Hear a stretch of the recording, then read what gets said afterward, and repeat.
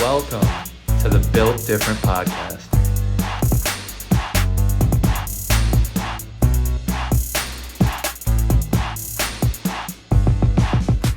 Let's get it. Welcome everybody back to the Built Different podcast. We're back in the studio. We got a light now. I see the light. I see the light at the end of the tunnel because let me tell you, we've had a lot of technical difficulties, but at least the studio's going right. This is going right. Yes, sir. We had to make a Target trip to get that up. Yeah, Target. We had to go to Target. No. We did this for you. And a Walmart trip. Target and Walmart. So all you out there in Belgium, and as I mentioned, technical You already difficulties. fucking know. Shout out to Belgium. Shout out to Belgium. They're our second highest listener. Belgium. Stand the Yo, fuck up. how do you guys feel about fucking Jordan Poole getting rocked? I'm sorry. I got That was one of the most solid hits I've ever seen outside of fighting sport. Combat sport. Man.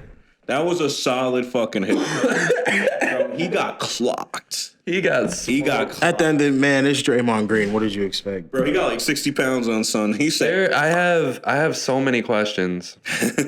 Like, for one, why was Draymond bugging like that? Triple Two, single. why didn't Jordan Poole see that coming? triple single. All right. Honestly, all your questions I could probably answer. Oh, I mean, like, I know why. I know why Jordan Poole didn't see it coming. He didn't expect his teammate to just No, because snuff him out the cut. Poole just he wasn't raised like that. He was not raised in that. No. He wasn't raised in that lifestyle to where if somebody walks up on you like that, it's Honestly, pressure. That's all it is. Like, He's like that though. I think what makes Poole like that? Like he's squared up with people before, like in the NBA, but like he just didn't. But when there's refs and people going to stop that from happening, that's a whole different scenario. He pushed Draymond hoping that someone would like get in the middle of them. Because he's not about it. Well, yeah, that's his loving teammate. Loving is crazy. Listen, Draymond Green is the last person that I expect to just fuck. I don't know what they were saying to each other, Triple single. but like, yeah. honestly, I really just feel like this is all just being blown over. Oh, 100%. Because it's like, This I feel like all this. the time, actually. Blow that out of proportion. Yeah, bro, because I really. the same punch. Yes, and I can tell you this. Shouldn't this be actually happening? Listen, this is kind of like a little brother, big brother moment. 100%. Bro, Shaq. Like anybody that has an older brother or a younger brother would be able to relate to Shaq that. snuffed Kobe in practice. We didn't hear about it until 15 years later. Jordan Poole is still trying to solidify himself. No, but what I'm saying is... That's the difference. Like when Jordan snuffed Kerr and that happened, that wasn't on camera immediately. Yeah. This is the whole world saw. Bro, it's a I'm technology. sorry. Like era, bro. I don't care if it's Draymond Green. I don't care if he can kick my ass in every single fight we have. It's on site every time I see Bro, him. he's soft. That's what I'm saying. But no, this happens more often than not. It's just not in the public. My thing is, I feel like it's my just thing not in is- the public. This happens a lot more often than you would think. He hit him with the hee. Nah, he hit To him be honest with something, you, bro. I think he pulled it. He pulled his punch. Yeah. Oh, bro, yeah, like he's still connected with a good hit, but Yeah, for sure. if wanted He to definitely take his pulled head it. off, he could have taken it. Because I'm about to say, if he wanted Poole to go down, I'm 100% sure that he would have got Poole to go I down. mean, God. if Draymond, Not because I'm saying, oh, Draymond is like that, but it's like Poole totally left himself unguarded. but I'm gonna be real, if Draymond didn't hit him and then immediately go for grab, bro, Poole's legs were weak. Oh yeah, for sure. He was going down. For sure, he was going down regardless. He was going down. He was going down regardless. Going down either way. A punch. No, that was that connected. That's That was out of here. Home run. But it's like, Yeah, that one was a wild hit. if Poole didn't push him, I don't think Draymond would have punched See, I was him. gonna say Draymond. Because you know Draymond will argue with somebody in their face all day. I don't know. Draymond, if you're gonna push somebody like that in that manner, when you guys have been verbally going at it the whole practice, getting aggressive, once that first person puts their hands on each other, that's if Draymond went over there and didn't get touched, he just would have been in his face arguing, bitching. That's why I said. But once he got pushed, bing. And that's why I said it's different now from then, because that was immediately put out into Twitter. The video. Video took and a it day. changed everything. You want Video took a day. Well, but that's still kind of immediate. Like In today's era, that's actually a while. No, that was quick though. That was like To be honest with you, Because all we saw was a report that they got into an altercation, and we were just like, okay, whatever, that's just teammate shit. We would have never gotten a whole Draymond apology walking away from the team. Like, we wouldn't have gotten all that because now the media's eating it alive, asking them questions constantly. If that video doesn't come out, it's just left at I just say that people are calling like we don't really know. Given Draymond, 9 times out of 10, Draymond probably started the verbal altercation just because that's what. And given, I think Poole's probably a little stuck up dude who just be feeding into it either way. But Draymond, he probably started the verbal altercation. But everyone's honestly calling him a bully. Honestly, though, is it that deep? Is he a bully? But we knew that already. We knew that already. That was his attitude, but is it that deep to really be trying to go at him like that? I don't think that's bullying, though. I think that's just grown man shit. Like, that's it. Grown man shit. Honestly, it's just Draymond's wilding. That's a dog, though, so that's it. All this does is excite me. They got energy. Because honestly, this is kind of like, this is showing you what type of season we're about to have. Yeah. I don't know if you guys have actually been paying attention, but for some reason, everybody's taking everything seriously. Yeah. Everyone's on edge. Like, right, everybody feels like they got something to prove. I mean, I might go out on a limb and say it. I mean, obviously, everybody healthy is just an impossible scenario, but most of the league healthy this year, this is probably the most competitive the NBA. This might be the best season that we've had in years. Right now. Yeah. The league is fucking stacked. We were sitting there thinking, and again, 12 teams in the East can make the playoffs. Yeah. Like maybe like 6 or 7 of them could be in the finals. I think there's I think in total there's 7 teams in the whole NBA that I could legit see winning the championship. Like, it's a deep fucking. It's just surprising to me how seriously they're taking this. Because even when they're playing like in other leagues during the summer and stuff, these guys have just been eating. Except the Suns. Everything, yeah, except for the Suns. Preseason games. 39ers. Yeah, the 39ers. Bro, the Thunder beat them by like 30. Yo, the Thunder were not playing. They probably had the meanest speech of their life before. We ain't gonna let them beat another one of our fucking teams. We hate the Clippers. Suns. Oh, it was the Suns. Yeah, it was the Suns. Got beat. It was the Suns. Oh yeah! Wow, the Suns suck. And they played. They all played. Yeah, and they all played. They barely beat the Lakers when their whole team played the whole game, and the Lakers starting lineup went out in the half. They barely beat us. They beat us by like 3. With the Warriors, though, Suns are bad. Braun tweaked on them. Braun bugged the fuck out. So the Warriors. Wow. So now we got this Draymond Jordan Poole thing that's going to be hanging over their heads all year. Regardless, even if no matter how much they make up, the video's out and the media's going to ask them about it all year. 100%. Oh yeah, media's going to be media's bullshit. So then they got Clay, who might not even be ready for the beginning. Another injury. Sad. And then there's just a lot of we don't know if anyone's roles are really defined yet. So that's going to be interesting. And then like it was obviously mentioned, Draymond, Wiggins, and Poole are all fighting to which two are going to get them. Yeah, 2 of them. Given they can sign all 3. They can't. No, they can. But Steph are on max. Yeah, they can. You can only afford 4 maxes before It's like the hard cap. I know what you're talking about. Yeah. No, they can get it. The Warriors are so deep in the luxury tax. It's not even funny. Yeah, they don't want to. 3 times. They can get it all done, but literally the tax bill on them, it'll put them in the red.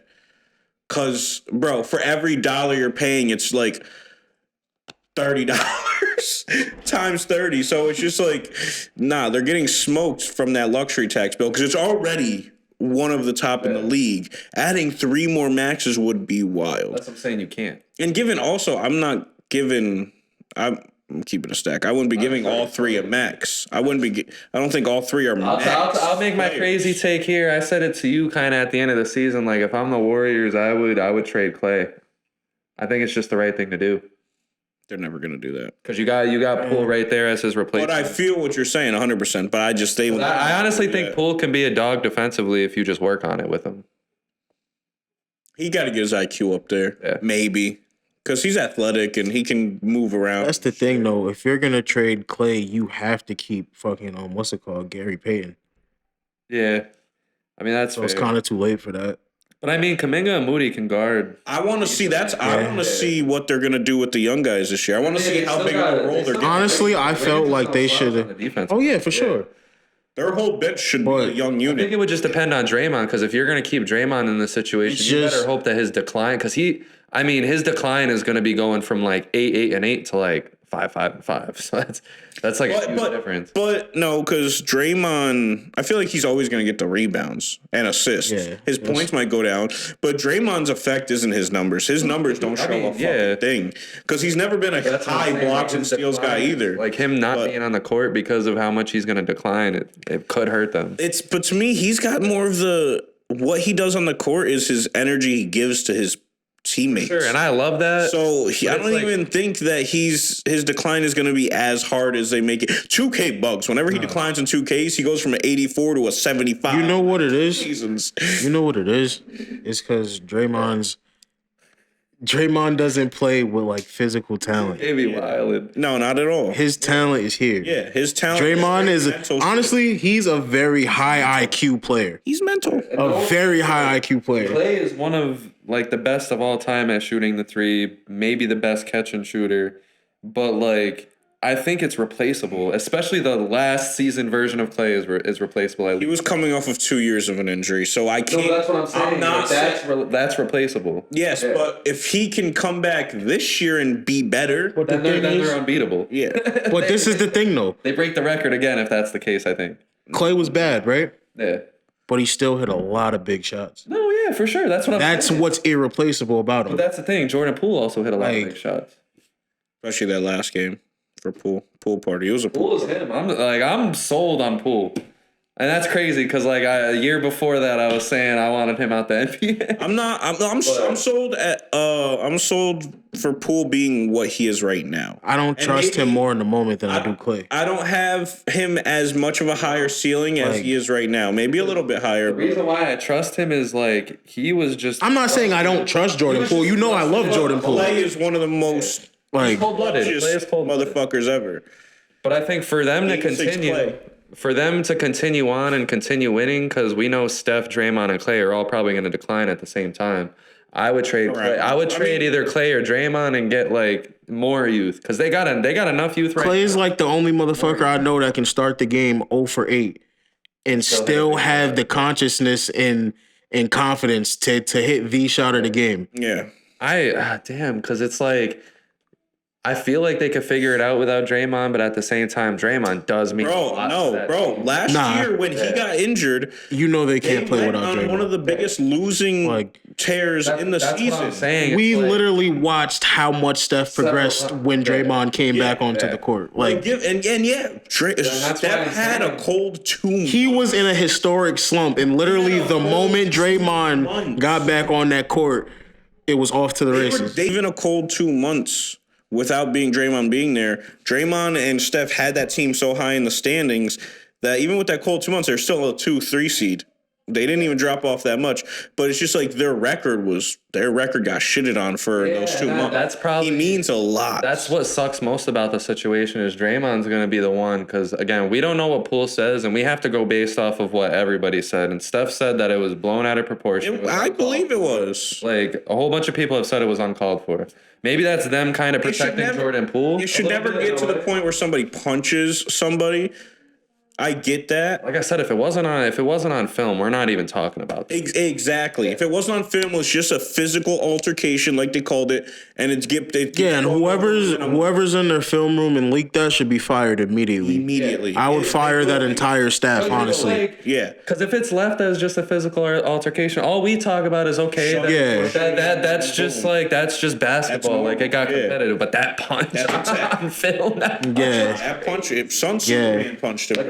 Like I said, and honestly, to be honest with you, that might get him suspended now.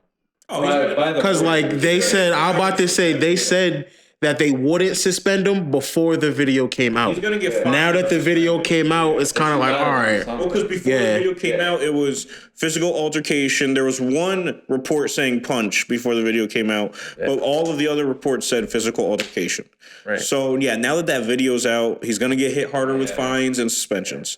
100%. And that's the thing. It's like Draymond, it's kind of like you're at this point where this is your free agency year. Yeah. Now you're kind of questioning, like, I get that punch was bad and everything, but Draymond individually is probably questioning, like, damn, where does that leave me, like, with this franchise and everything? Because Steph, Draymond has to have a hell of a year now. Basically saying Draymond was the one that was wrong, and I know Draymond came out too and said it was wrong, but hearing Steph, say that you were in the wrong, especially because that's his boy, like that's tough. Food. Yeah, we're definitely gonna be eating on this podcast. It's gonna be a sloppy. But that's my whole thing is like what? Steph is Steph. What? Keep it going. Come on, keep it going. Steph came out in the media and said that Draymond was the one that was wrong, like clearly wrong. Like Steph was like fully defending Jordan Poole. And again, the punch was bad, but again, it's like he clobbered him. What did they do to the pizza? Did they fuck it up?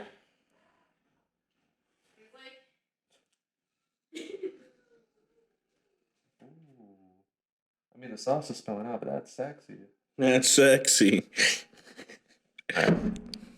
So, I mean, do we think that this derails the Warriors? How much do we think all of this with Clay not, able to start the season? With Draymond, this is all this drama and bullshit. That's a non-factor. It's a non-factor, bro.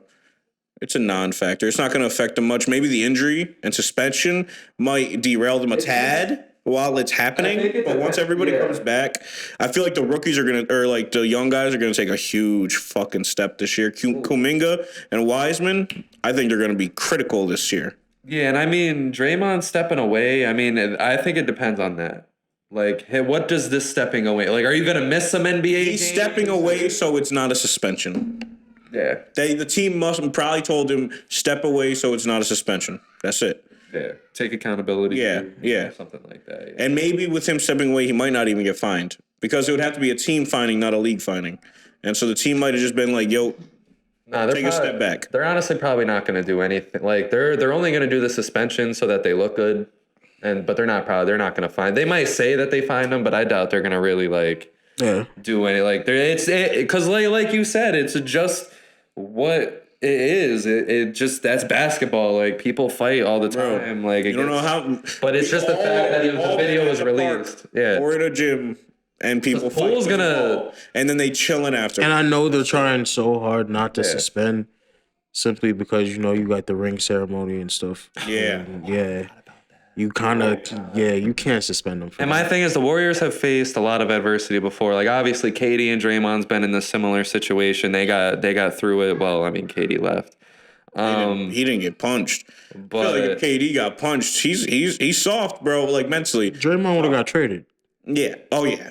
But I'm just saying, if the Warriors got traded, literally the next day, he would have been traded. Warriors getting through this and winning a ring again, I think it's solidified that they're the greatest. I don't even think this is that deep. It's getting through this. I don't think it's that deep to get through. Unless it's like a half-year-long suspension and Clay's out for half a year. It's a test. I don't think this is that deep. I mean, it's a test because I'm not taking anything away. If they win, obviously a punch is a punch. Up there. But we've seen other franchises where two of their stars not getting along has kind of derailed the whole thing. But that's the thing. They have 5 of them. No, right. But still, I mean. To me, it's not that deep at all. I have a tier list. Yeah. Of every team in the Western Conference and Eastern Conference, but the Warriors are literally the only tier 0 team in the whole league. Yeah. I don't think anything. I'm not saying they're gonna win this year. They are. Nothing that's gonna take them out of the. This is just because nothing, bro. This is in terms of their roster. Yeah. Through and through, they are better than everybody else, and it's not even close. That's fair. I think the Clippers with a healthy Kawhi and Paul George. Clippers is also real. They're very deep. They're like 12, 13 deep.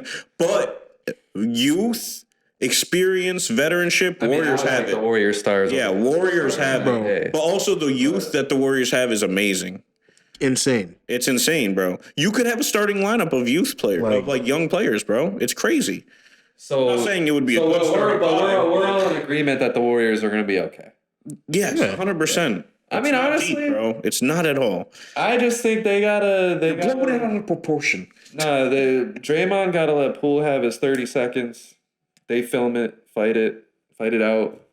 and then they hug after. Do a fair one real quick? Yeah, just do a fair one. Honestly, if I'm Draymond, To be honest with you, I'll let Poole get a good punch back. Poole would not do it. Bro, I feel like Poole is soft, bro. It's crazy because not that dude, bro. All of the Warriors' problems on the court, he's a dog, but he's soft. All of the Warriors' problems are literally non-basketball related. Exactly. They're non-basketball related. It's just literally all front office and internal things. Draymond's probably like, who's this little motherfucker about Other to take than the my Clay contract? injury, that's basketball related. No, that's exactly what it is. Yeah. You know, you got contract extensions with players' egos. Especially because the Warriors said they're not trying to give a max to him. Now and he's saying he's not taking nothing less than a max. So now he's threatened. He 100% is threatened. It's also been reported that, you know, ever since the championship, Jordan Poole has been extremely arrogant. 100%. I heard that as well. So it's like this honestly could have been a build-up. This could have been a build-up. We don't even know. But my thing is, like, from watching, you know, him play, I think Poole is just an arrogant guy. Oh yeah, for sure. Like, I think that's just him in his natural state. But now winning the championship, tenfolding that times 10. My thing is like, how can he be arrogant? That could be a lot for somebody. But my thing that doesn't make sense about the report is the only people he's been around is his Warriors teammates. How can he be arrogant when they all won together? He could just be showing. He could be acting like his shit don't stink. That it was him that won them. He could be on some bullshit, bro. People like Steph and Draymond and Clay and shit. Like it just doesn't make sense to me. That's what do you mean? That could look very arrogant from. No, that's what I'm saying. Is like why? Like what would be the reason? What would be the reason? Like, why would like he might just be nuts, sense. Bro. Like, I think Iguodala was the one that was arrogant. No, I'm just kidding. No, man. So let's move on from a fake mess to an actual mess. Sorry, Steve. You're going to hear me eating this piece of pizza. Pizza. But all right. So let's go. I got a slice of pizza now. Phoenix Suns. Let's go from a fake mess to an actual one. Like Matt said, the Phoenix Suns. Who wants to open this up? 39ers. What now? Bro. What now? We beat what now? They're going to be a... Suns, what now? My man DeAndre Ayton does not want to be there. He does not want to be there, bro. I don't think he's talked to his coach yet.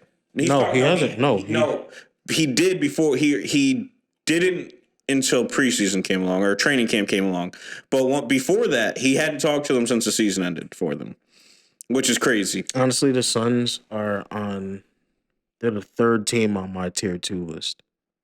Yeah, I think they're probably going to be middle of the pack. Play. They're about to take a drastic step. No, I just think yet again 65 wins like last year. I don't know. I think yet again they're going to be a great regular season team, but just I think they're going to be good. But to be honest with you, I think that chemistry is fucked right now. That was huge last year. Holy party foul. Hot take. I got them coming in at number 7. I don't got them that low. 7? I don't got them that low. I got them 4. But honestly, there's too much negativity around the organization right now. Like, there's a lot going on there. Too much going on between, like we just said, Ayton and the coach. There's too much tension there. Reminds me of the Pacers. You know, the stuff that happened with the owner. Pacers. And it's like, it's just too much negativity from top to bottom. And it's like, it's kind of a lot to overcome. On top of the fact of that Chris Paul is now how old? 35, 36. I think he's 38. No, I think he's turning, or he is 36.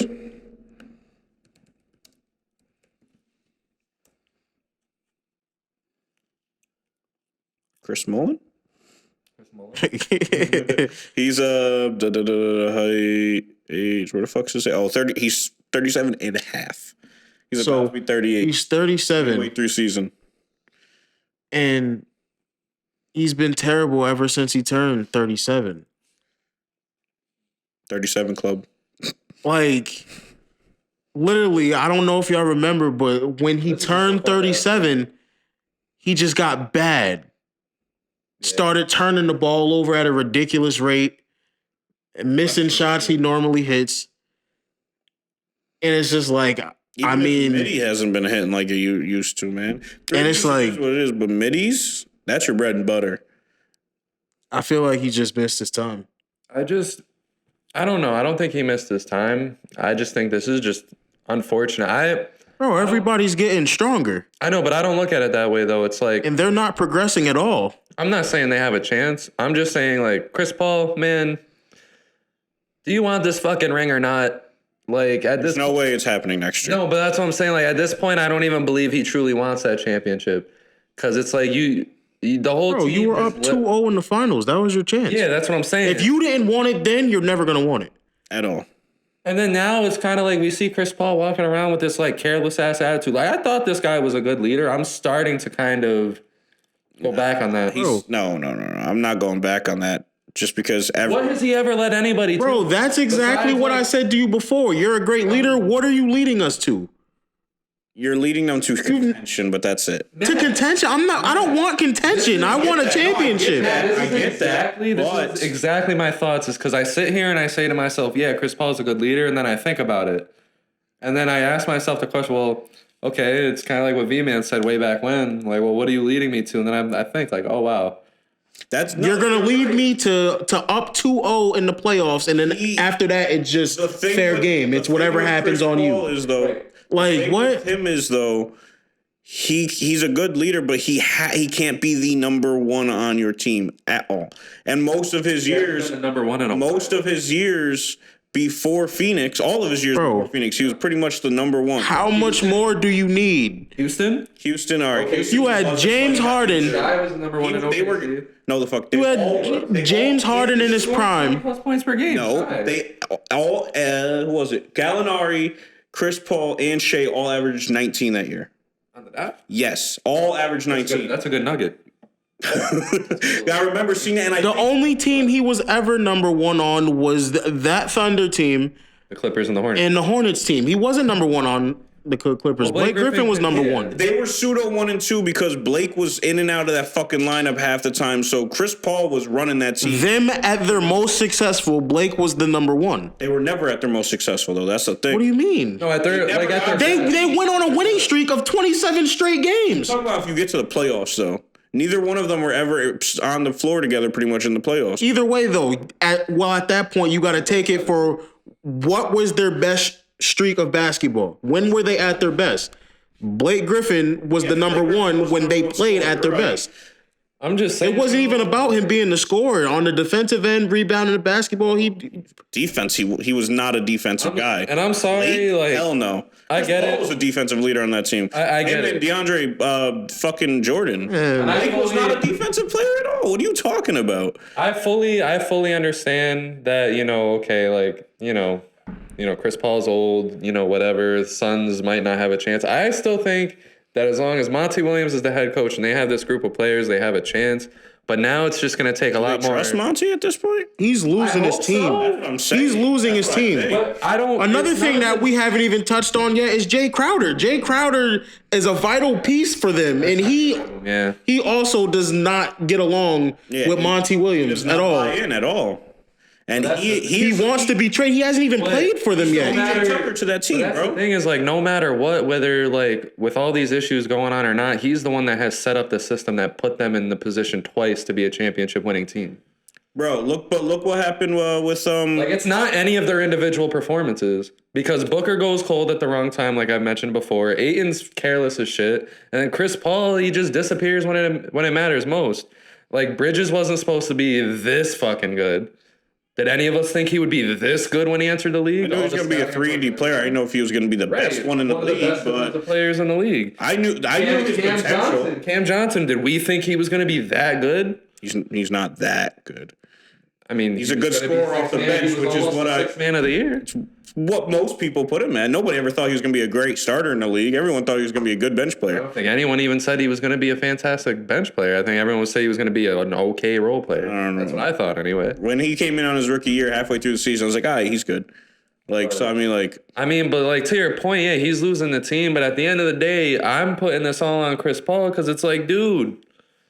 Why? But he's acting careless. After they lost to the 36ers, he's just whatever. You got to be more consistent because now you're saying you're putting all on Chris Paul. And you know what? No. A month ago, you were saying you were talking crazy on Devin Booker saying. I was about to say, I'm not going to let him go unscathed. My bad. I will not let him go unscathed.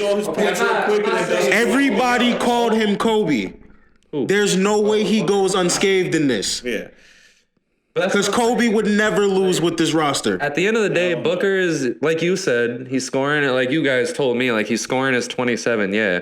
But my thing is, like, your 27 a lot of times is very ineffective. That's the problem. It's unimpactful. It's a problem that Jason Tatum had before Jason Tatum actually made his points meaningful. You know what's crazy? Last playoffs, You know what's crazy? He wasn't scoring. No, his 40-point game, like, not He for did nothing. have- yes, Tatum yeah, had yeah, his yeah. huge He did games have that that won his team, like, put them over the hump.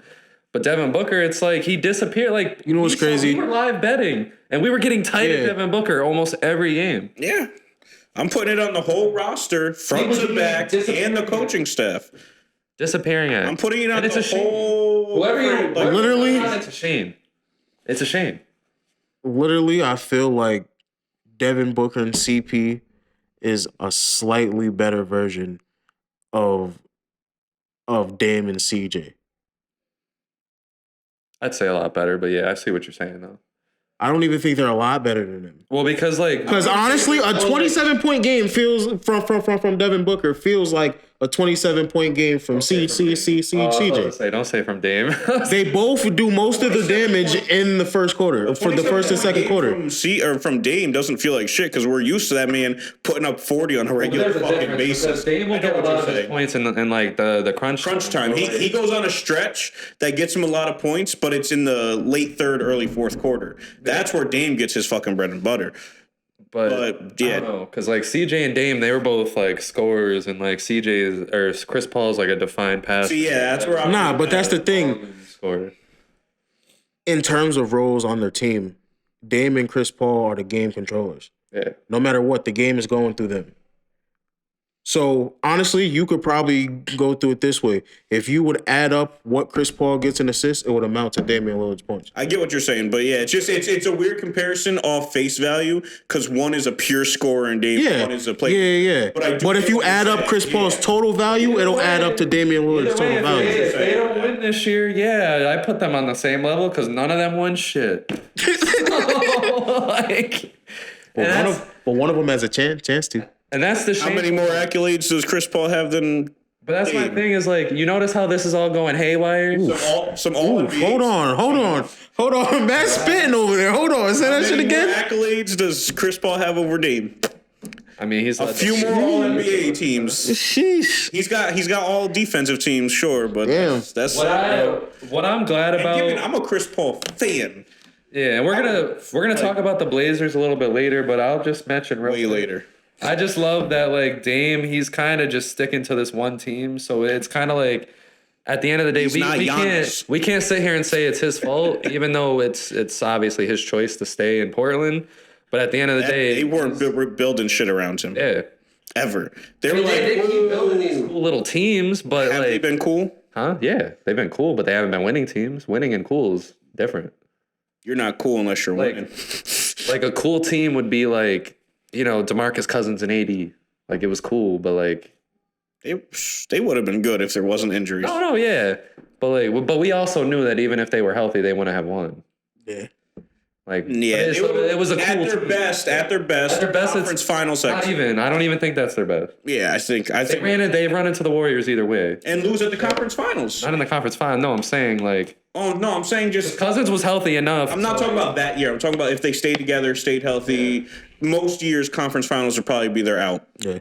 But I mean, with the Suns again. Son. I'll say it over. Fuck you, man. I'll say it over and over. I think they're very talented. They got the system to win. It's just a shame. As a leader, Chris Paul, like, get DeAndre Ayton. If you're such a good leader, get his fucking head in the game. Fuck it, his head, bro. DeAndre Ayton at his best is an 18 and 12 guy that can, in my opinion, he can take over on the offense. His first 3 seasons, what I don't understand is he should be like Chris Paul's dream teammate.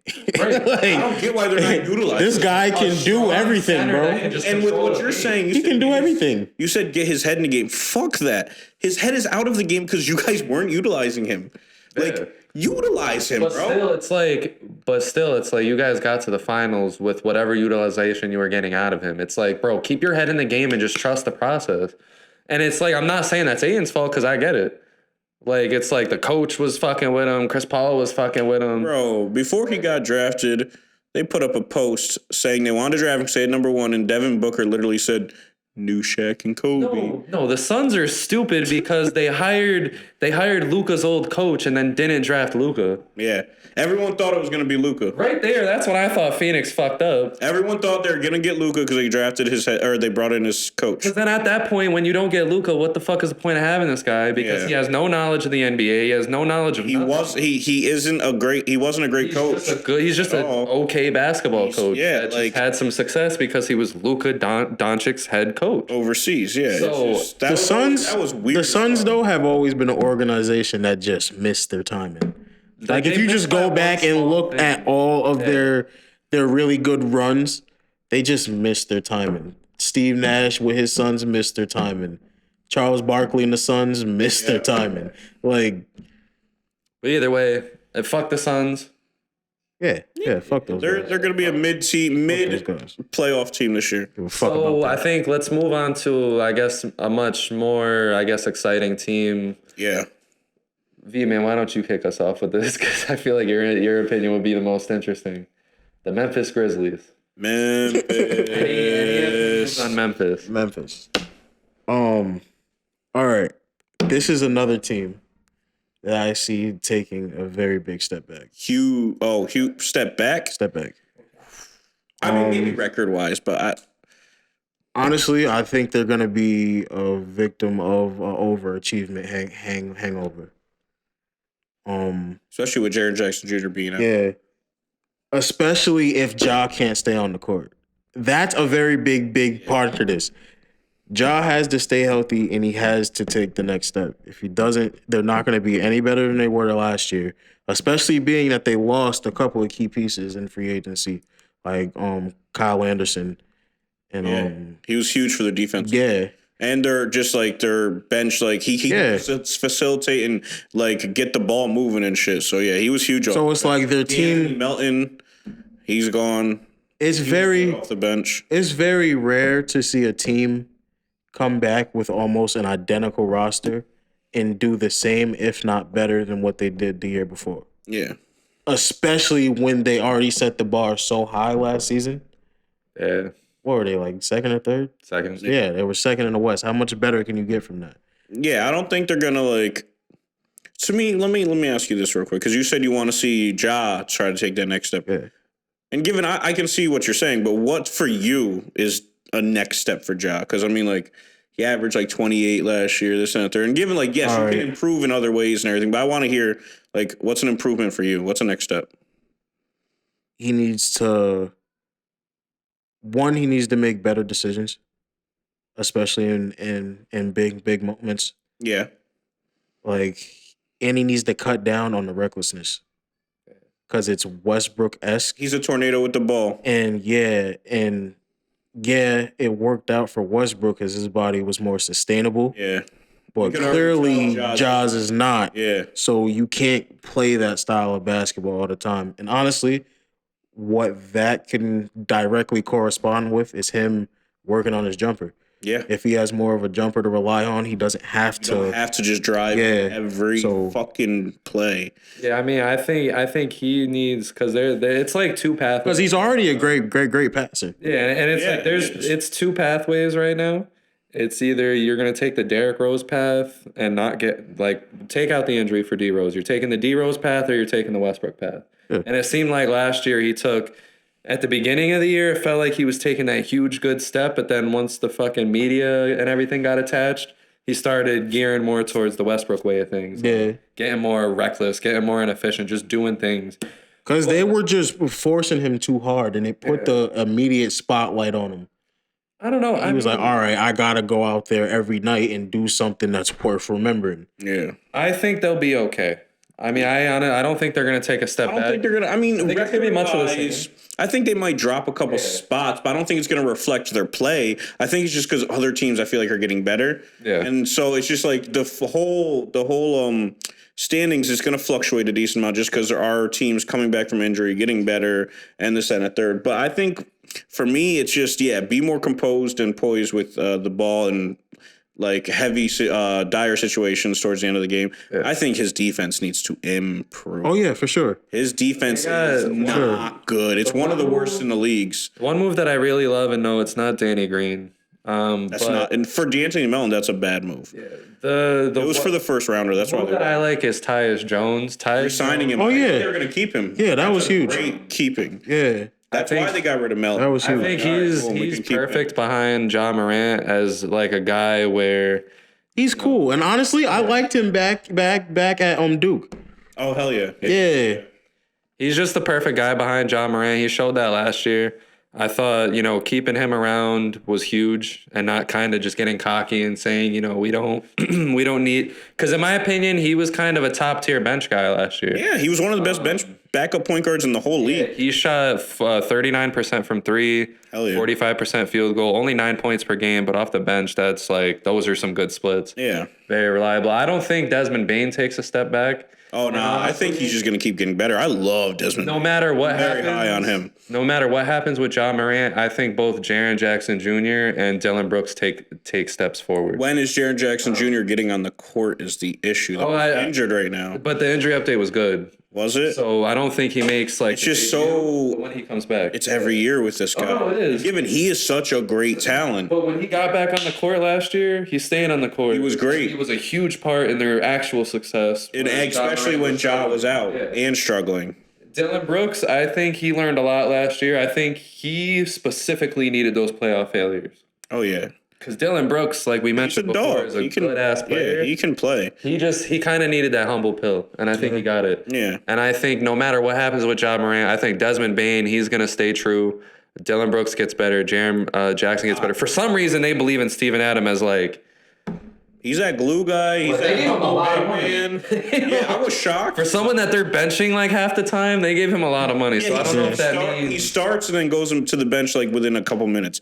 But he finishes out games with them most of the time too. It's such a funny strategy. Putting your center in for the first 5 minutes, and if it works, it works. If it doesn't, they don't come. Get him the fuck out of here. But I'm gonna be real. I just can't wait to see Grizzlies Warriors games because all that shit talking after the finals and they're just gonna be fun matchups. That's it. They're nothing serious. They're just gonna be fun to fucking watch. For me, it's like I don't know how you can still talk shit, but that's what I'm saying. Like, but I just love it because Clay was feeding into it. Curry was feeding into it. I just want. It's like for the Warriors, and that's what that's gonna for the Warriors. The season doesn't start until the playoffs. Exactly. So to young teams like this, that was serious. But to the Warriors, that shit wasn't serious. I don't give a fuck. But they're gonna try their fucking hardest whenever they play the Warriors. So I'm ready for that. It's gonna be a different dynamic for the Warriors this year. I just think because it's gonna be like, obviously they've proved before, like when you're at the top of the mountain, what are you gonna do with that? And they obviously went and had the best season of all time. I mean, obviously they lost to LeBron, crazy upset, but. I don't know, this is going to be the first time everyone's, healthy. Well, I guess Clay's not. I feel like also the league is even keeled. I feel like. But like everyone is starting from square one and they're all healthy. Like last year, I thought what was good about them is that at different parts of the season, someone was down. Like it went from Clay coming back, but then Draymond hurt his back. Draymond came back, but then Steph was out for the rest of the year. So they kind of got to do a whole bunch of different things. Now it's just the regular season. Now it's just everybody. Yeah. So I'm not saying it's not going to work or has the potential not to work, but I can see where it can get too much. I'm not doubting that team. Yeah. I'm not doubting the Warriors. That's why I'm not sitting here and saying anything crazy. I'm not. Who's saying anything? No, me. I'm saying I'm not. Honestly, with the Warriors, I'm excited for the matchup with the Grizzlies. With the Warriors, I'm not going to criticize them until it's over. Yeah.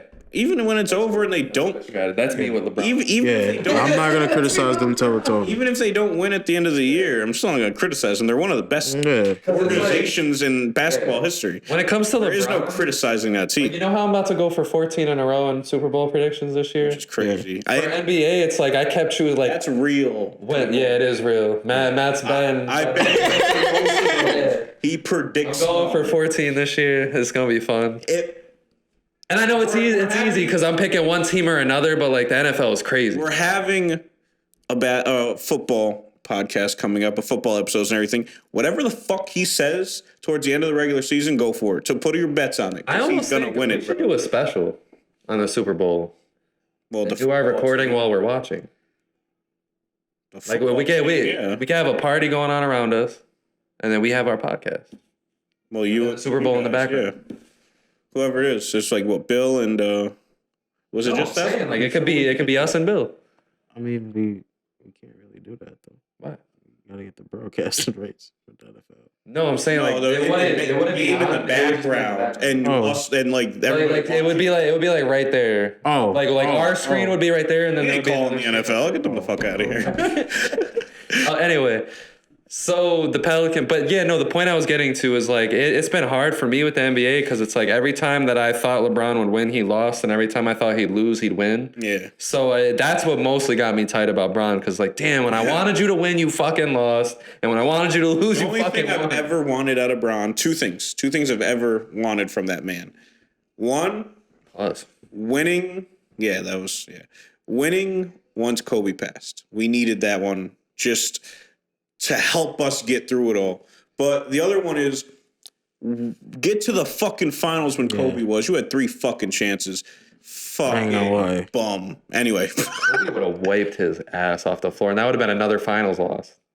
And another W for Kobe, man. I would say if we didn't win that championship in 2020, I would have never forgive LeBron or the That's Lakers. what I'm saying. Because anybody on that Lakers team, I would have never. Was fucking set.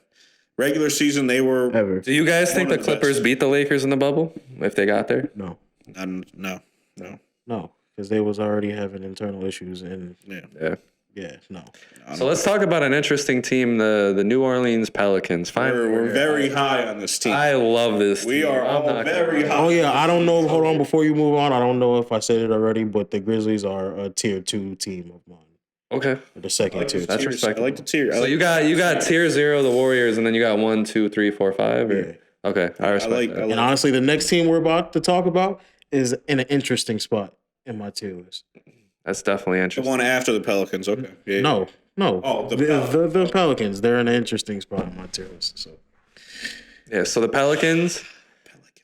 First off, I want to say, I'm gonna let y'all finish, but I think Zion's about to have one of the best returns of all time. Oh yeah. I don't want to say the best because we've had some crazy comebacks, but I think like Zion is gonna show why he's a basketball player to even begin with, because he's that type of player to me that no matter how much time he misses on the floor, he can just come back and just be as talented as he was. Bro, did you guys see it was a Wendy's worker sticking his head out the window? With Zion. And the caption was somebody saying, "No, Zion, not No, that guy that took the picture knew what he was doing. I was like, stop feeding. He wasn't gonna take that picture, and then he thought about like, Zion, fat meme. Let's I was like, leave Zion alone. I love Zion. I'll just say that I think easily when he's healthy, and I hope he proves it this year that he can stay healthy for the full season. I think he's a top 5 player, healthy. Oh, top 5 is. You're talking about a big man that can shoot, that can I'm not saying fucking you're push wrong. everyone out the paint. That's a hot take. Like, that's a hot take. And it can be.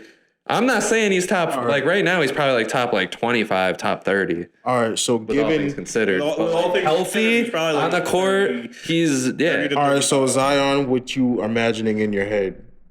Who is your top 5? If Zion at the top of his game, and I imagine like this, I'm putting this in position of next year. Yeah. Because I don't think like we're gonna put him in that kind of position until next year. Get ready to boo him, guys. I'm taking LeBron out the conversation. I'm taking Kevin Durant out the conversation. I'm keeping Giannis there. Yes, you have to. Luka's there. All right. Fuck, I gotta think really hard. That's a bold statement you gave. I'm really high as always, so I'm like really trying. So those two, I would say at the top of his game, I'd put him ahead of Trae Young. Yes. Yeah. Ahead of Joel Embiid. Well, no, Joel Embiid. Joel Embiid's in that top 5. Whether I put Zion ahead or behind, Joel Embiid's in that top 5. I'll say ahead of Joel is tough. That's real tough. Two-way player. What pisses me off about Anthony Davis is I wish he fucking stayed healthy. Anthony Davis could be a top 5, 7 player in the league easily. He's about to be. He better have this comeback year. Lower back tightness. And then Steph, obviously. Down. Yeah, that would be my top 5. So Giannis, Luka, Embiid, Zion, Steph. Yeah. No order, just Because I think for the Nets to win, KD's going to have to take a step back. That team's going to have to be a collective team for Zion there is just, it's not far-fetched, which is crazy to me. Because we'll think about what we saw. Think about what we saw when he did play. 27-7. His first rookie year, he showed 68% field goal and he showed. Look, he shot almost 50% from three in his rookie season. Very, very, very. I mean, he took a step back the next year from very small sample size. But he's proved he could do it On a very small sample size. And he's lost weight now. Shooting might come right back. So, I mean, he shot 42.9 in his rookie year and then 29.4 in the next year. Yeah, because it was off a small. But what he showed me, scoring 27 points a game, 7 rebounds, 4 assists, very good on the defensive side. Pretty good in the defense. I think with lost weight and a more of an athletic, healthy frame. Him losing this weight could be crazy defensively. That's what I'm saying. He's It could be crazy. We're talking about a freak athlete that now gets to fly around the. He was a decent defender. He wasn't anything crazy before. Him losing this weight makes him more mobile. Makes him just his vertical already was ridiculous. Oh, yeah, makes him his just standing vertical when somebody comes to pressure the rim could be fucking bananas. Like I'm very high on Zion. I'm very high on this whole team. But just, top 5 is. I'm saying like I can't forget what he was touted as. Coming through high school, college, he was touted as the next LeBron, and I still believe that because he's shown that when he was healthy. Over the next decade, he's going to be in the top 10 conversation without a doubt. So, if you're going to ask me if I have him over Ja Morant, yeah. If I'd have him over Tatum, yeah. Well, you already said. If I have him over Kawhi, yeah. We're not asking you these questions because you already said. No, I'm trying to just predict what V-Man's about to say. Huh? Oof. Well, no, I said. Oof to which one that he said? Oof. All the last 2. I'm not. Tatum and Kawhi? Kawhi and Tatum? Because honestly, Kawhi hasn't.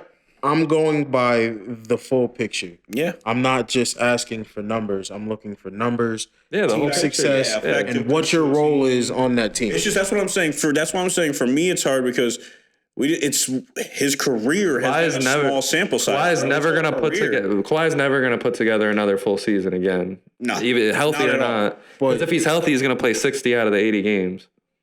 This is the thing, though. I think Jason Tatum. It just depends what happens this year, in my opinion. If not, then I'd have Zion 5th or 6th.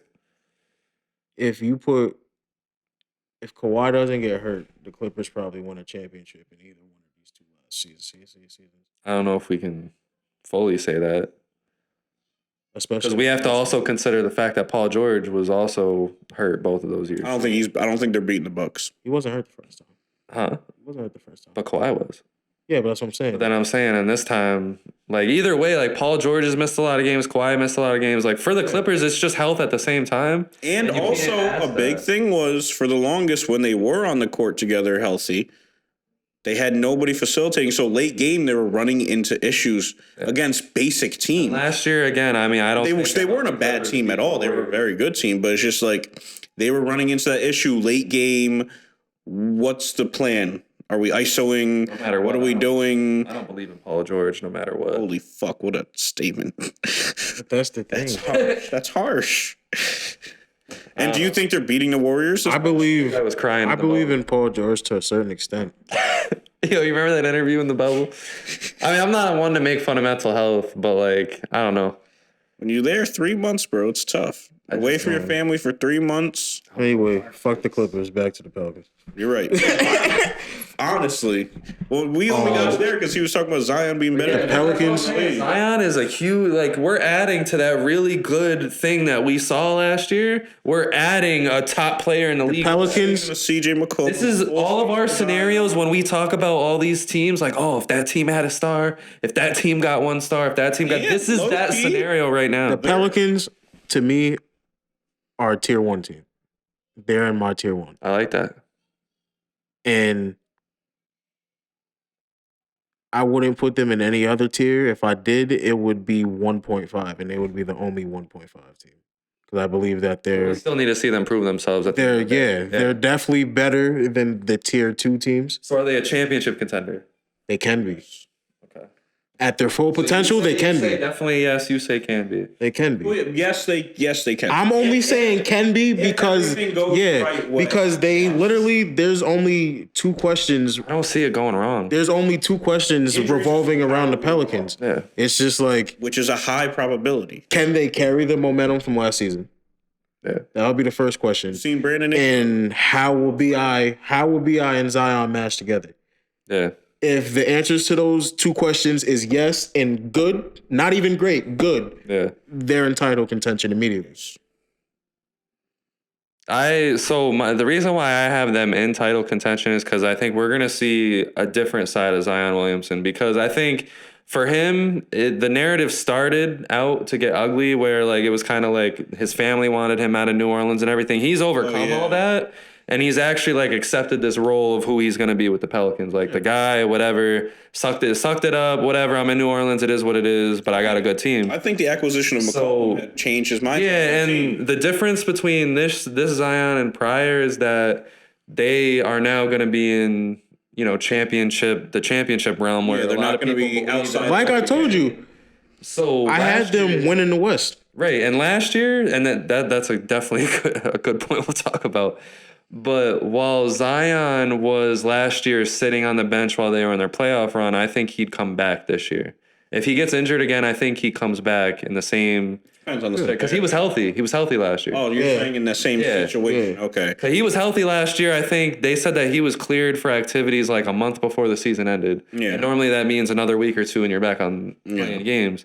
So I think this year, if that happens, where he gets hurt down the line and he can come back, he'll be back.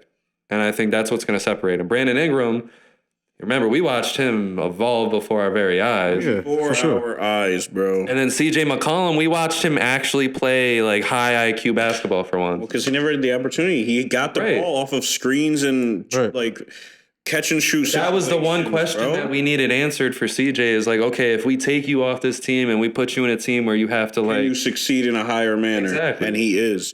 And then they got all those rookies, all that young talent, a whole bunch of crackheads running up and down the court. They're top niggas that's hiding in corners and stealing from people. Like They got everything. They got everything. the fuck, bro. Their higher pick that they got this year, Dyson Daniels. He is a phenomenal defensive and playmaking point guard to come off the bench for him for that second unit. Him and Alvarado defensively is crazy. Again, they have one of the better starting 5s in the league. Yeah, 100%. Herb Jones is a Foolproof. dog. Yeah. Hardest working man. Second hardest working man, because Vanderbilt, you said, was, right? Herb Jones is the second hardest working man in the league. Where you have them first in the West. You're sticking to that. You're locking that in. That's my hot take prediction. That's my hot take prediction. That's my hot take prediction. Lock it in or don't lock it in. Who's number 1 in the West? My logical standings.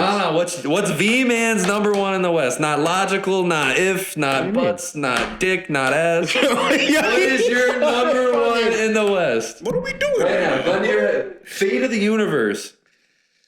Andre Iguodala taking the shot in the corner. Sorry. If I give in all scenarios right now. Just who do you think is going to be number 1, V-Man? Preseason selection. Who is number 1? Number 1 at the end of the year. The Nuggets. The Nuggets. Okay. They're number 2 for me. Yeah. I got the Warriors first seed. Honestly, because I was going to go over this when we talked about it, but honestly, they have the most to prove. I feel like they're the hungriest. They're tasting mild success, and they want the big success. I have the Grizzlies. And he had them 6th without anybody. So you getting back Jamal Murray, who's obviously a crackhead. 6th man of the year. I like that. Nashawn Highland, 6th man of the year. He's a dog. He's a fucking You're getting dog. MPJ back.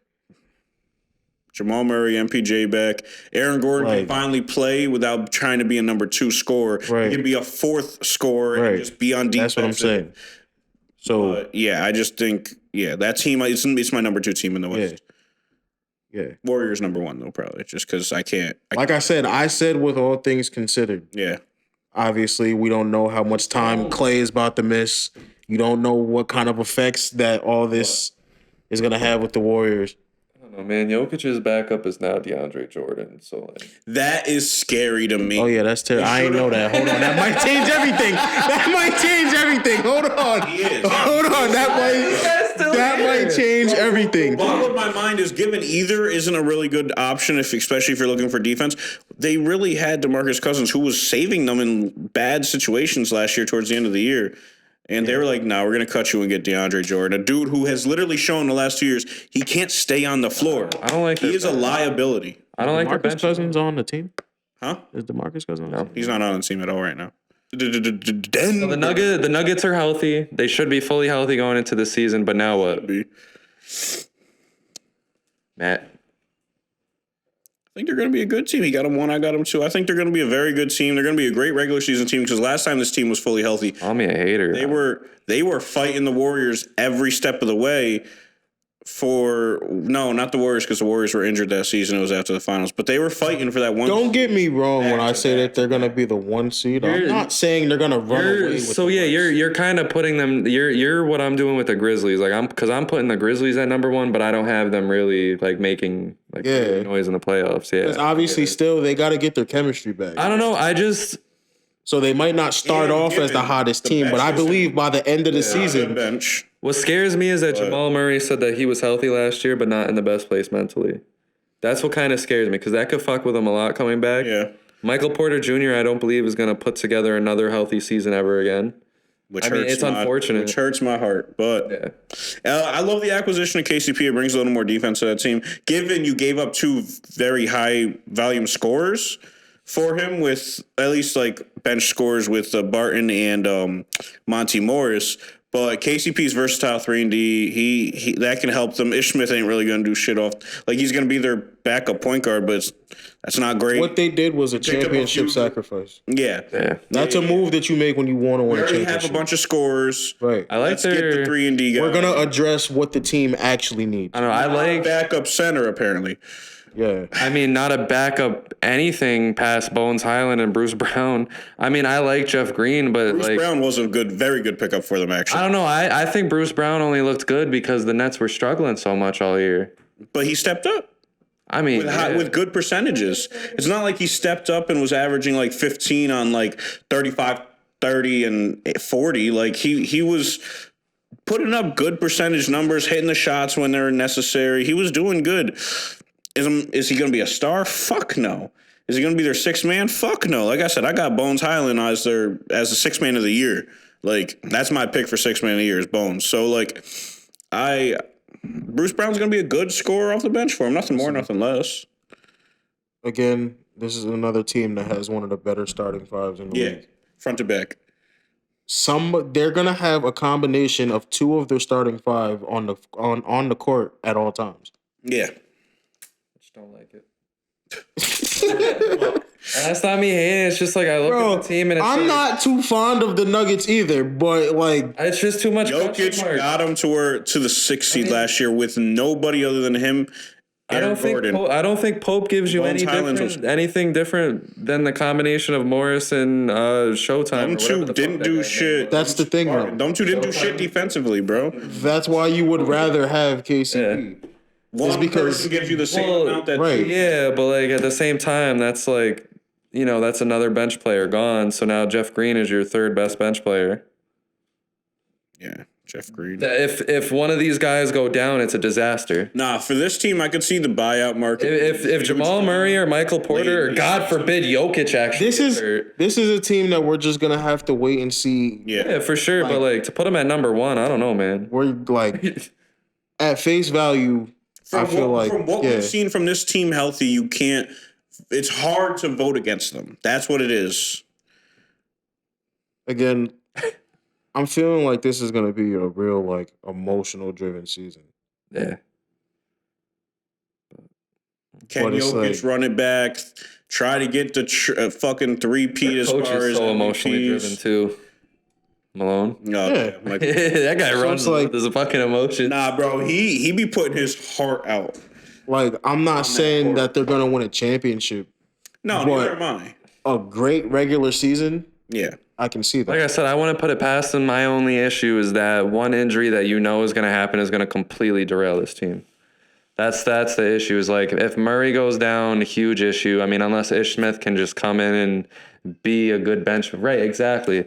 Michael Porter Jr. goes down, and you're asking some guy named Brown to come in. No, but Bruce Brown, he's already your second guy off the bench. So if you put him in the lineup now, who's your second guy off the bench, or who's your third guy after Jeff Green? You would be depending on your rookies. Christian Braun and Peyton Watson are the forwards that you just got in the draft. And that's the thing, though. They're good. When we give If Jokic goes down, whoo! Throw the whole season away. DeAndre fucking Jordan. when we make predictions, we can only assume. Yeah, we can only assume health is in play. Right. But that's the thing is if you're gonna make a prediction about the Nuggets, you gotta almost assume that the health is gonna be bad because You it's have the Clippers in your standings this year. and the Clippers in my standings, I have them, I believe. Because there's no reason the Clippers should be higher than the Nuggets if you're taking that into effect.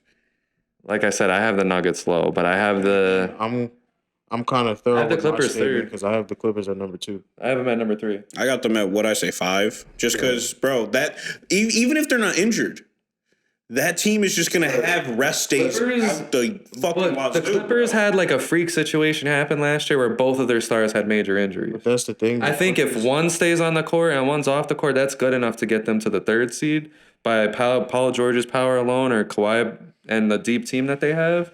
But once they get to the playoffs, they'll both be on the court. I think the playoffs is where they're going to shine. I think they're not going to put much effort into the regular season. Yeah. I think they're going to take as much time for that whole starting 5 to have off. But my Nuggets, I don't know how to say that. But the like I Nuggets in said- general, I don't know. It's just one injury to the Nuggets compared to one injury to the Clippers is just so different. From what I've been observing so far, everybody's been taking everything seriously. Yeah. So again, I can only assume that these guys are going to take the regular season as serious as obviously they're taking the preseason. Yeah. So I'm watching these guys play damn near with playoff intensity in the first half of the second preseason game. So I kind of have no reason to believe that won't. Obviously, they're not going to do it every night, but some level of that is going to translate over to, and this isn't just one team. This is a league-wide thing. Because like I said, league is going but up. like we just said, Trae Young had what in the first 31. half? 31 against the Bucks in the first half. Yeah. That's fair. I just think that they're just not going to give a fuck during the regular season. They're just going to hold it. Well, we got a whole segment for the Clippers. Yeah, true. What are our opinions on the Kings? I'm gonna give my one funny ass opinion on the Kings. Well, first off, hats off to them. They got a bunch of talent again. Who knows what's gonna happen? No one ever knows what's gonna happen. So wait. But one thing I know is that Does anybody have anything good to say about them? Is this going to be just a shit show? Okay. no. Hold on, low key though. I have one last quick thing about the Clippers. I feel like this year is their last year for a championship window. After this, their window's closed. Oh, that's an interesting conversation. That is very interesting. But I can't wait till we get to them. Anyway. the Kings. I have something really funny to say about the Kings, and it has to do with baseball. Oh, yeah. This is wild. The Seattle Mariners have finally made the playoffs for the first time in 21 years. Yeah. So now They actually won. They actually won shit, that we just series. watched Yeah, we that. just watched them win just that watched series that. too. The next team behind them with the longest playoff drought in the 4 major sports is now the Sacramento Kings. And I think it's at not 17 or 18 years. Yeah. Since I think 03 or some shit. That makes me feel old because I was alive when they made the playoffs before. I don't like that. So for the Kings, fucking figure it out eventually. You've had so much talent go through your doors. But what's crazy is even before these last 5 fucking years, bro, when you guys fucked up, bro, you are the worst drafting team in NBA history, bro. It might be in sports history. Just because you got Debo, bro, you got DeMarcus Cousins, you guys were ready. I'm not gonna lie to you. You went 5 straight drafts That was only by 4 drafting. years ago. But I'm saying when you got him. When you got him, though. Well, I kind of included him in that talent. When you got him, you guys went 5 straight years by getting guys who were busts every year. And you had a top 8 pick, I think, every year. Really good team. They have a really good They team. have a really good team. I got the Kings coming in at 9th. Whoa. I have the Kings at 11th. I feel like I have them falling short to the Blazers. I feel like they're underrated. For sure. But they're not better than the teams that are above them. Yeah. Like my thing, so going through their lineup, it's going to be De'Aaron Fox, Kevin Huerter, Harrison Barnes, Keegan Murray, and Domantas Sabonis, which I like that. I love that. Their bench, Davion Mitchell. I'm sorry. And you know, like that. What did you say was the starting five? De'Aaron Fox, Kevin Huerter, Harrison Barnes, Keegan Murray, and Domantas Sabonis. And then on the bench, you're going to be led by Davion Mitchell, who's a dog. I say, I'm very fond of Davion Mitchell. Yeah, Malik Monk. I know what I've said about Malik Monk like in the past, but I like Malik Monk as like your bench guy. Him and De'Aaron Fox being paired together again is actually significant. Yeah. Terrence Davis is cool. Trey Lyles is cool. Alex Len is cool. They got Dellavedova out of nowhere. Rashawn Holmes is a dog. No, that I was mentioning him last. I'll save him. Yeah, backup center. He's a great backup center. But he's cool. They got Kent Bazemore for some reason, but Rashawn Holmes, yeah, he's a dog. He proved that last year. He's a dog. I like him being like a backup to Sabonis or Murray. Keegan Murray is going to be huge for this team. Honestly, he's my number. Just figure it out. He's my number 2 for Rookie of the Year. Who? Keegan Murray. Jaden. Oh, okay. I got Paulo just because I feel like he's going to have the exciting. Maybe that's my bias because I love Jaden Ivey, but I think I love Jaden Ivey as the best player in the draft. I think if Cunningham takes the step that he's supposed to take at point guard, I think it'll happen. Yeah. So, I mean, do we have anything else to say about the Kings? Bye.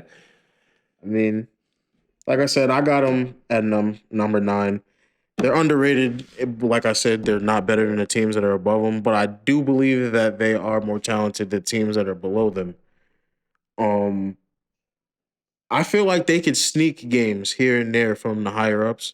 Yeah, I see it. Definitely can. I feel like they're one of those. They're one of those gritty teams. Like a lot of their games are going to come down to the wire. They might lose some of them early, but I think they're going to ultimately end up finding a way to win them. They're a team that I think I don't want to say they make the playoffs, but this team, man, it's the Kings, which has me so confused, but I truly believe like this team is a playoff team, but I'm counting them out because like I said, I didn't have them making the playoffs. I had them coming in at 9th, making the play-ins. Yeah. Who they would match up in that play-ins, like, if this team healthy, like in a 1-game playoff is dangerous. Yeah. Oh yeah, for sure. So moving on, we're gonna talk about the Timberwolves. So the Timberwolves, as everybody knows, they went and they sold their soul for Rudy Gobert. Oh man! So let's talk about that first. Rudy Gobert. How do we think this impacts them? Where do we have them? Man, I personally, to kick this off, I have the Timberwolves at 8th. I personally think I got that them boys at 10th. Wow. I'll allow you. So I like the team. I think about it, and I think how much I don't like D'Angelo Russell for this team. I said, and I gave him 10th straight off of Anthony Edwards. Yeah. So that's kind of my point. Is like I don't really believe in anybody else. I don't believe in nobody else. I kind of don't like. I like and I don't like the combination of Cat and Gobert, but Anthony Edwards is what kind of solidifies everything for me because I think he's definitely a rising star in our league, and he honestly might be the points per game leader for that team this year. Very spicy take there. Yeah. But you said Ant? Yeah. For me, I think I like the trade if they didn't give up so much. And personally, if you could have just called around, if you could have just waited a week to make that trade, I still go by they could have gotten DeJounte Murray instead of Gobert with the same fucking package. And I would have much gladly taken that and gotten rid of Russell. And taken my chances with that because then you're still keeping, what's-his-face, the hardest worker in the league.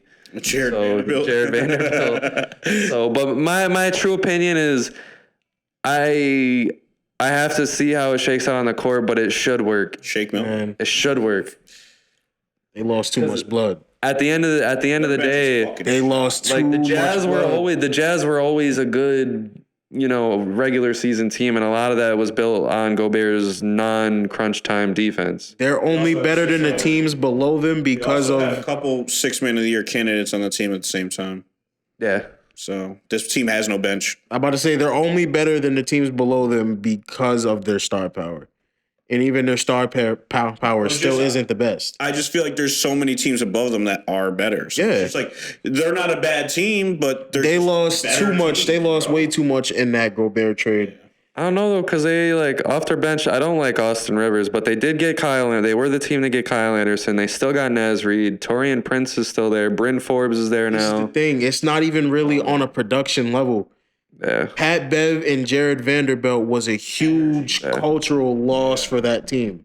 Yeah, because Jaden McDaniels is going from the bench, especially with a team that has been very known and huge of not having a good culture, with Jimmy Butler being there saying these guys aren't hard. And honestly, I think D'Angelo Russell has a better year too. That's what I kind of factor into the fucking hope regular season at least. But I mean, it's just this team has to know that for them to have success this year, it's gonna. I'm not saying it's gonna end with D'Angelo Russell, but it's at least gonna start with how good he does. Yeah, and then the end of it is how well Cat and Gobert play. To me, I'm about to say the pairing of Cat and Gobert feels so bad. I mean, I'm not a huge. Theoretically, it works because they both do what the other can't. Right. But why would I waste my slots on my team to counteract? Well, one thing, my own team. One thing is that Cat is his own. Because now, what happens when Cat goes cold for a game and Gobert's getting dunked on like he's known for? What happens then? Cat's not going to be able to step on defensive end. Gobert's going to give you no buckets to help on the offensive end. Anthony Edwards. He's literally the one that ties this team together. That's what I'm saying. Is that's what for me. And God forbid, knocking on wood, something happened to that boy, it is over for them. Shit, yeah, I messed up actually earlier. Here's the difference for me. Is that Rudy Gobert is going to hold down the center position on defense, which lets Karl Anthony Towns get a break on defense. Because it's most likely going to be Karl Anthony Towns squaring up with a whole bunch of stretch. He's squaring up? He's soft. He's soft as butter. Real soft.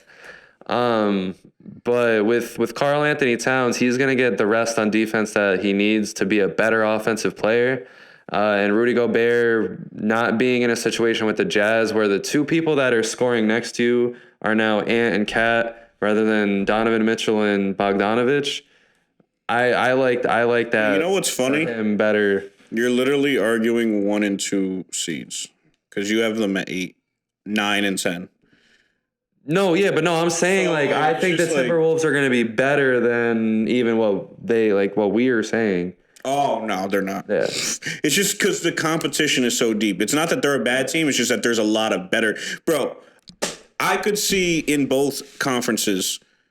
Yeah. 10 to 11. East is probably 12, but 10 to 11 teams that should be playoff teams. Because my thing is that they're going to be so deep right now, bro. With D'Angelo Russell now being the third scoring option instead of the second, which he was for most of the year last year until Ant finally took over number 1 and then it slid Cat to number 2. Last year, I feel like their system had D'Lo as. But either way, D'Angelo Russell, he's going to be playing from the shadows now. Either which way, that's kind of the point that I'm trying to make. Is that I think Russell's going to play better in that role where there's not a lot expected of him.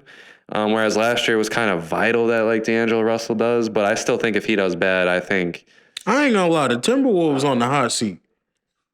Yeah, they're on the hot seat. They might have to rebuild this shit. If this doesn't work, they have to blow it up. I'm not gonna lie to you. Everything else up they're gonna have to. Bro, I can't. They're gonna have to tear this down if this does not work. No matter what, they gave a lot for Gobert, so they cannot tear this down. They have to see this through, bro. Have to. Yeah. What are you going to trade Gobert for? No one is giving you even 25% of that package. Oh, nah. They're going to give you pennies. If you're not contending, if this doesn't work, you have to. If you're not contending by next season, you're dead in the water. Yeah, because what did I say a few episodes ago? Because if 3 years max is their peak with this team. 3 years. I would agree. If you go back and look at it, with all the players that they've had, they probably should have won already. Timberwolves? Yes. Damn near the same, almost structured the same team. Obviously, you don't have Ant and D'Lo, but you got Cat and the rest of them. You mean just winning seasons or one? They probably should have won. Won what? The chip? Probably, yes. Fuck no. What'd you put in your weed? Bro, that team is so underdeveloped, it's not even funny. Cat should be way farther than he is. He should be. Look, just look at the entrance of players and the leaving of players. Jimmy Butler comes in, he leaves. What does he do? They're in the same spot. Andrew Wiggins comes in, leaves. What did he do? Same spot. That's fair. But my thing was, Those players were ridiculed while they were wearing Timberwolves jerseys. They leave and have success. Jimmy Butler, when he was on that team, the year, no, but not even just to the playoffs. They were a 3 seed more than halfway through the season. He gets injured and they fall to 10, and he has to come back the last 10 games and wow the fuck out to get him to an 8th seed. That's what I'm saying. So they were a very good team with Jimmy Butler. so that's why. But that's the reason why I like. What's that telling you? You're losing the wrong players. Oh, 100%. Yeah, but Jimmy Butler just fucking. So now the question is Cat worth it? No. I don't think Cat. I feel like, yes, Cat is one of the better big man off. Would you really? Now it comes down to I say yes because like if you're gonna put him in this power forward position, the it's way better Timberwolves than him at center. Because at center, Cat is soft. At center, like he tires himself out way too fucking easily. At center, I'm telling you, you're gonna get tired out more because you're running the fuck around, bro. He's gonna get to shoot more. He's not gonna get to be. I'm telling you right now, defensive end. He has to run around because this is most when he's going 1-on-1 with the bigger centers in the league. He's not gonna be doing. Now he's just gonna get out dribbled and ran by. He's gonna be way better on the offensive. This is what it comes down to. Defensive for him. But he's not like that's the thing is like what power forwards can he not guard? Yeah, but I'm saying if it's not going to the paint, he's getting beat on the perimeter because he has to run around and follow these small forwards that are playing power forwards. Stretch bigs. He's a stretch big, just like these other stretch. No, but most teams have a small forward at their power forward position. Like who? Bro, most of the fucking teams in the league have small forwards playing big. That's what's going on. So he's gonna have to run around going after these faster guys. This is the thing about the Timberwolves, and it's honestly this simple and plain.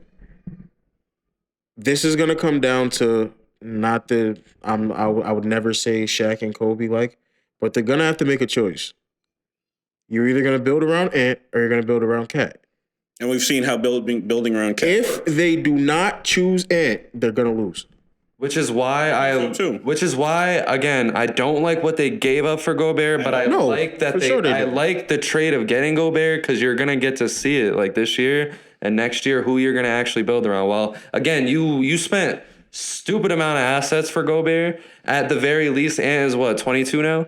Yeah, about that. So if this doesn't work, you still got a very young Ant to build around, and then Cat's what, 24? Now you just wasted still got a very years on Cat though, so it's just like, come on. But you can trade Cat. You can trade Cat and get the pieces of trade Cat, get the pieces around Edwards, get whatever for Gobert, and pennies on the dollar, but it is what it is. Yeah, call it a day. I feel like Ant could do with Rudy Gobert what Donovan Mitchell couldn't. Yet to be seen. He got more energy and heart than Donovan Mitchell, but it's yet to be seen. Just because he's so young. It is like... Yeah, it's going to be such an interesting fucking season. I told you before, Ant is that guy. Ant is. I feel like he's one of the better players in the league over the next decade. But I did actually fuck up my seating earlier when I was talking to you. It was Suns ahead at 4, so that fucked my whole shit up. So I got the Grizzlies at 5. I got the Clippers at 6 and Lakers at 7. So where do you have the Trailblazers? Trailblazers, I got it. So this is Trailblazers. I love this. They're at 10. I love this little team they put together, though. They're gonna miss the playoffs. Yeah, miss the playoffs. I have them at 10. Yeah, I got them at 10 as well. They're gonna go play in, but honestly, I have them edging out the Kings for that 10th spot. So do I. Kings are 11 for me. I didn't even rank them. Well, what do you got against them? Huh? So what? Again, it's the same problem. It's just Dame. Do you think that Dame by himself? Do you think Dame by himself is better than the whole core team of the Kings? You have to look a little bit deeper into this team though, because it's not just Dame. Because Anthony Simmons is now Simons. Yeah. My apologies.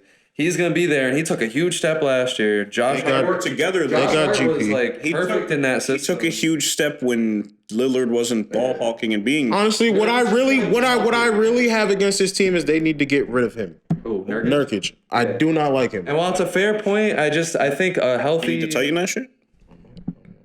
Over here, yeah, there you go. because that went down easy as OD. fuck.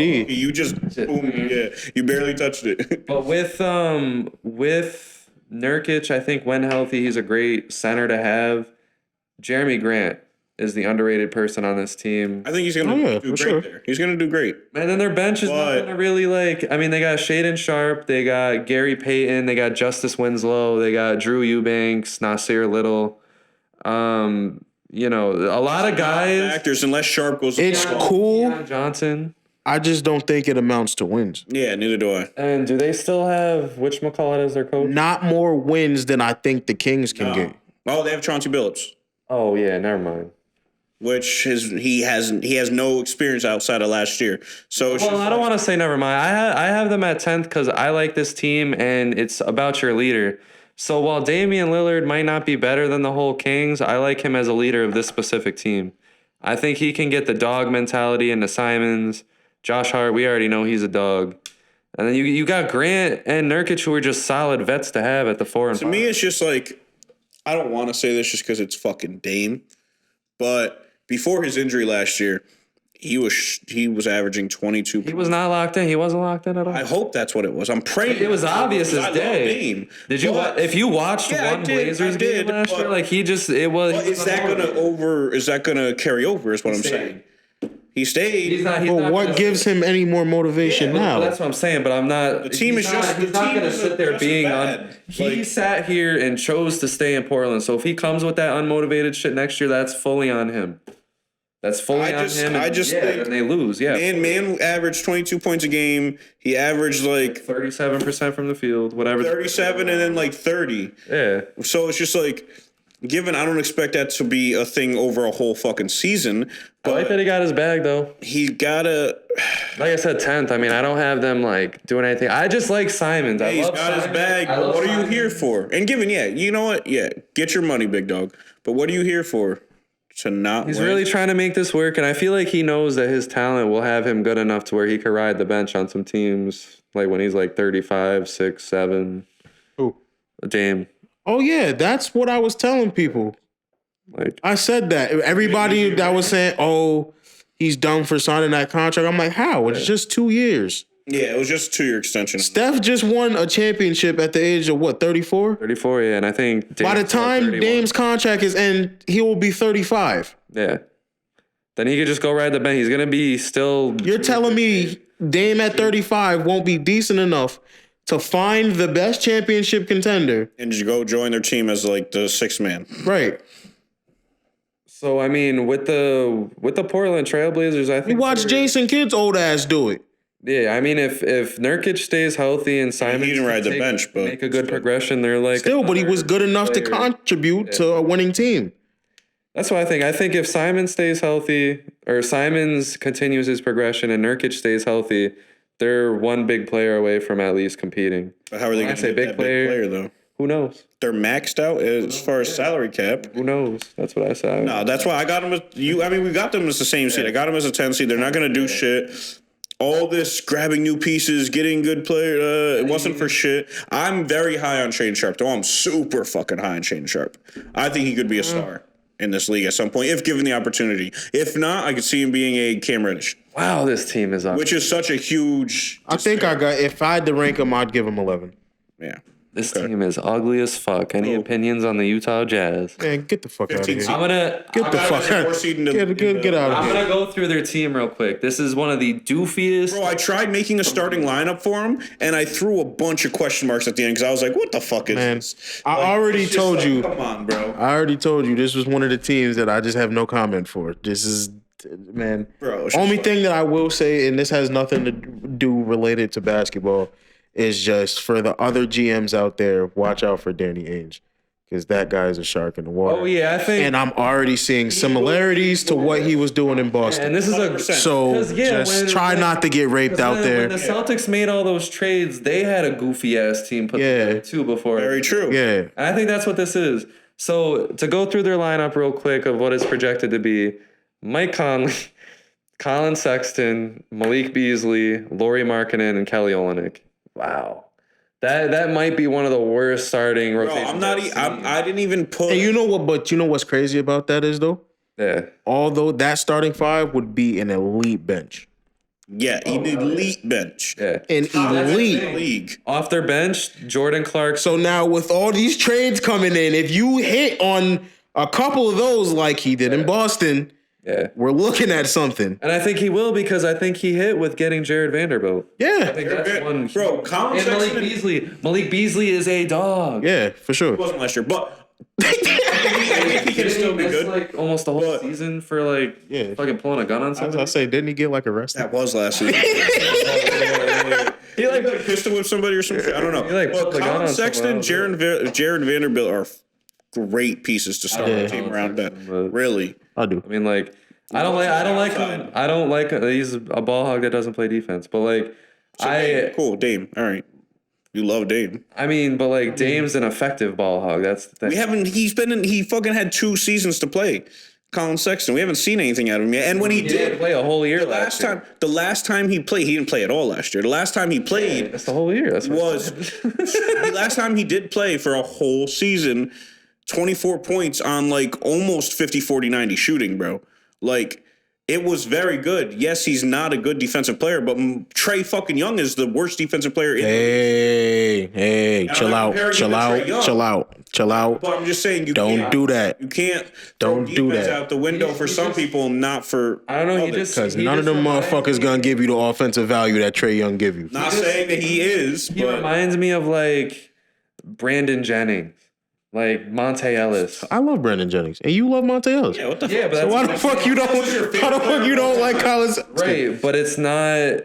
But you can also look at Brandon Jennings, and I can also look at Monte Ellis and tell you that those guys are not going to lead a team anywhere. I didn't yeah, say Sexton's for sure. got to be your number one guy. Even though I will say, Sexton could be a great number Dallas 2 option. Mavericks, you Again, like I said, coming off the bench, he could win 6 man of the Dallas year. Mavericks though, Easily. random thing. They're a bunch of fucking assholes for making that trade for Rondo.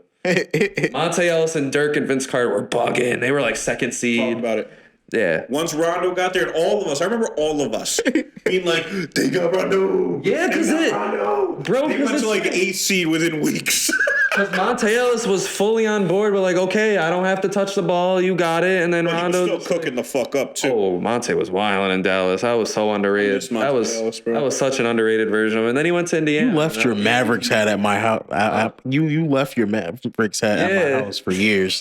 For years. Like that shit was in my hallway for He was dumb long, bro. So that's crazy. You were, bro. Distraught. But no, I'm gonna be real with the Jazz. It was fire hat. Cool hat. With the Jazz, to me, it's just like you guys are naming off a lot of their like Jordan Clarkson, Mike Conley, Rudy Gay, and shit like that. Also, I believe that Jordan Clarkson will be traded by the end of the year. I hope I so. feel like everyone I just named is gonna be off that team by the Jordan trade Clarkson. deadline. Jordan Clarkson's like Jordan Poole Senior. They want to fucking.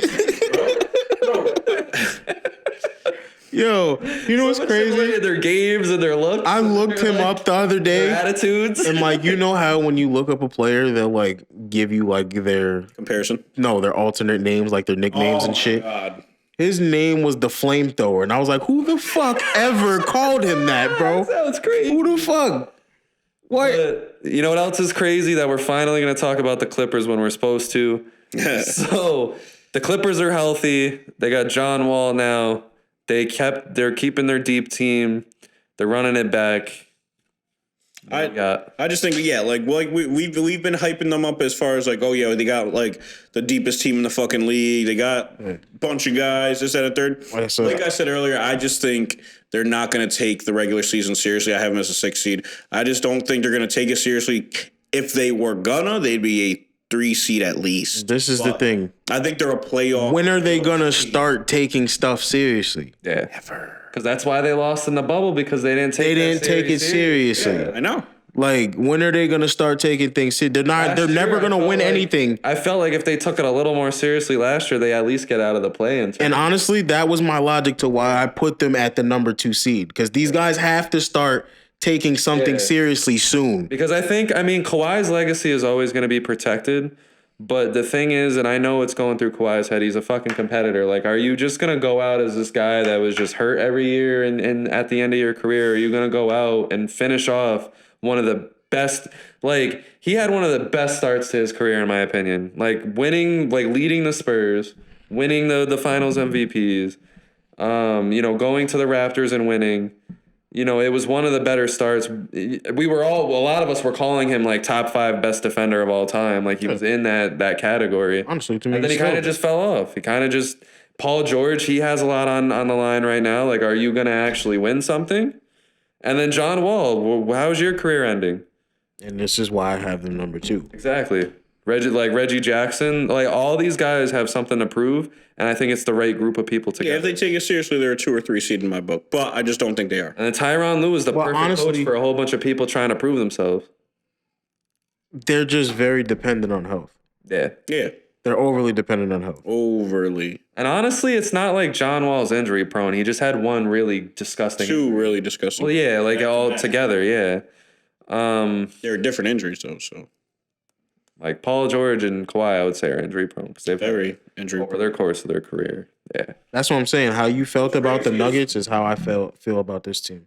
Yeah. Like how you said you kind of have to assume they're gonna get injured. Right. This is how I feel about My only thing is like this team is different because if you look at how just fucking deep they are, like even just this team is way like deeper. Moses Brown alone is just not gonna be in the rotation.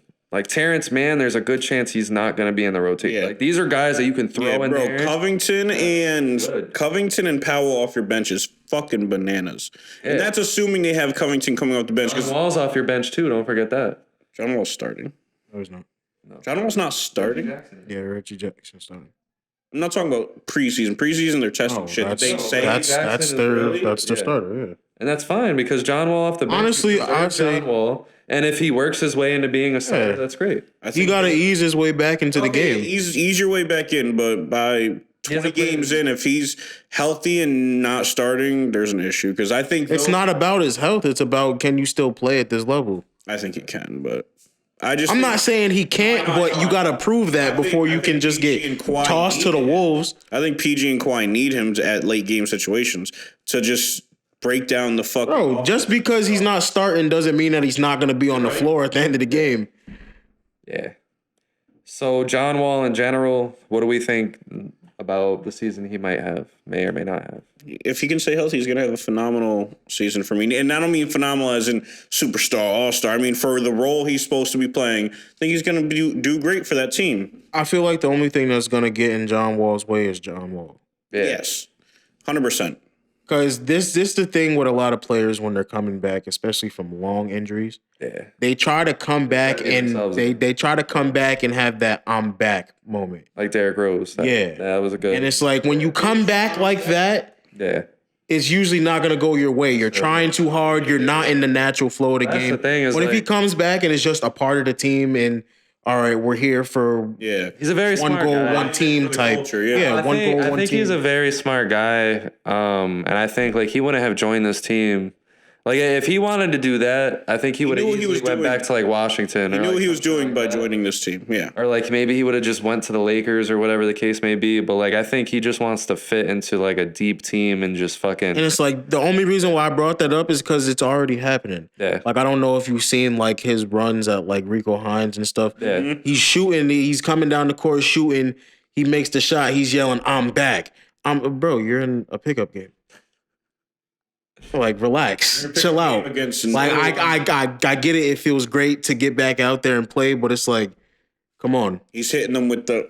Yeah. And I just think any team where Kawhi is healthy on, they are a championship contender. We've seen. Oh, yeah, for sure. Contender. Yeah. 100%. Me putting them in a 6 seed isn't saying you're not a contender. No, yeah, because I just think once playoffs hit, they're going to be putting in fucking pain if they're all fucking healthy. So, any last opinions on the Clippers? Like I said, I feel like this is their last opportunity for a championship. I think they get 2 more. Without restructuring this team, I think this year and next. Yeah. Because I think if I can't see going because I feel like this is their boiling point. Like at the end of the season, all right, now again, if they do take this seriously, a loss in the playoffs could be. That's what I'm saying. If they do take this seriously and they still don't make it to the end, it depends on where they fall in the playoffs. If it's a first round thing, 100%. If they fall out Game 7 conference finals, bro, they made it to the conference finals 2 years ago.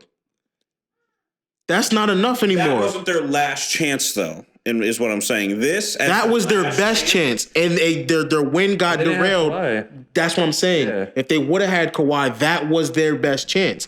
Right. That's what I'm saying. Now this opportunity, this is probably the best chance because now everybody's on your bandwagon. A lot of people saying, "Oh, they're gonna win the West. They're healthy. All right, now you have to show us." It's kind of like the similar situation that the Suns were in last year, which is again why I have them so high on my list. The Suns were in that situation last year. All right, you had your chance, you lost it. All right, now how are you going to respond to it? I have them third. You have a great regular season, you fall in the playoffs. Now look at what's happening to them. Now we don't know where the fuck they're going to end up. Yeah. And I don't know. A lot of it depends on. I think it just all depends on Kawhi. I think with or without Paul George, this team could go on a deep run. Just because of how the depth that they have and the players that have been in these roles before, et cetera, et cetera. I think if Kawhi is not healthy, you don't win. If Kawhi is healthy, you make it pretty far. My thing is, I don't know about win, but with where the NBA is, it's like there's a lot of teams that can do it, 76ers versus Clippers. but with asterisks. Not with asterisks. They can, but there's always you need this to happen. There's a lot of and honestly, that furthers more into why I believe that the Warriors are tier 0, because I don't give a fuck what happens to the Warriors. As long as Steph Curry's on the court, you're fine. That's the but. Steph Curry stays on the But still, that's a very minor but. Yeah. So like that's way less of a but than what we're talking about with the Clippers and their health. Yeah. And those are actually real live things. Steph Curry played hurt last playoffs. Hey yo, man. Yeah. Steph was hurt last playoffs. Talk about to him. Yeah. Shit, he was coming off the bench that first round. So the Mavericks, do we take them seriously? For sure. Interesting. Taking Luka seriously. For sure. So that's my thing. Christian Wood's off the bench, right? I heard the rumors that they're considering him for 6th man, which is weird, but I can they see would have Kleba and Miguel as their starting. I don't like Bill McGee? Yeah, for sure. Yeah. That's the thing. I like that. I don't like the team. I don't know. I got him as my 8th. I got him as 5. Ooh, okay. Luka is getting better. Yeah. He is getting better, and that's scary to say. He is getting better. Tough for me. I have him at 7. Yeah, I got him at 8. They're still gonna make the playoffs, and I'm going on them low. Cause Luka is just too good. Luka's a dog. Honestly, I just think he needs the perfect running mate. I just don't know who the fuck that is right now. with the way this team is Or set as far up, as who he And honestly, I really believe in Jason Kidd as a coach. I like. he took a Kidd as big step coach. last year. Like, he's one of the better coaches in the league. Yeah. To me, I thought he was getting way too much flack in Milwaukee anyway, especially because, bro, Giannis said he was a huge part of his development. He is what helped him when, Jason Kidd was a coach. And then you got Tim Hardaway coming back. Yeah, Tim Hardaway Jr. is coming back. He didn't play at all last year, right? Yeah, so that's your Jalen Brunson. The only player, Tim Hardaway. Tim Hardaway Jr. He'll give you the production, not. He's a much better teammate for Luka. Hardaway Jr. will give you 16. He's a much better teammate for He will give you 16 Luka on than Jalen 30% Brunson. shooting. But No. there's only been one player in the NBA history that has scored 40 points per game. You guys know who that is? Has scored 40 points. 40 points per game. I mean, averaged? In a season, yeah. Oh, yeah, Will. Will. Okay. Well, twice. He did twice, Yes. by the way. That guy's nuts. He averaged 50 one year. Come on. But I think Luka can be that next guy with the way this team is set up. Average 40? I don't. All right, 2K. No. He's not going to do that.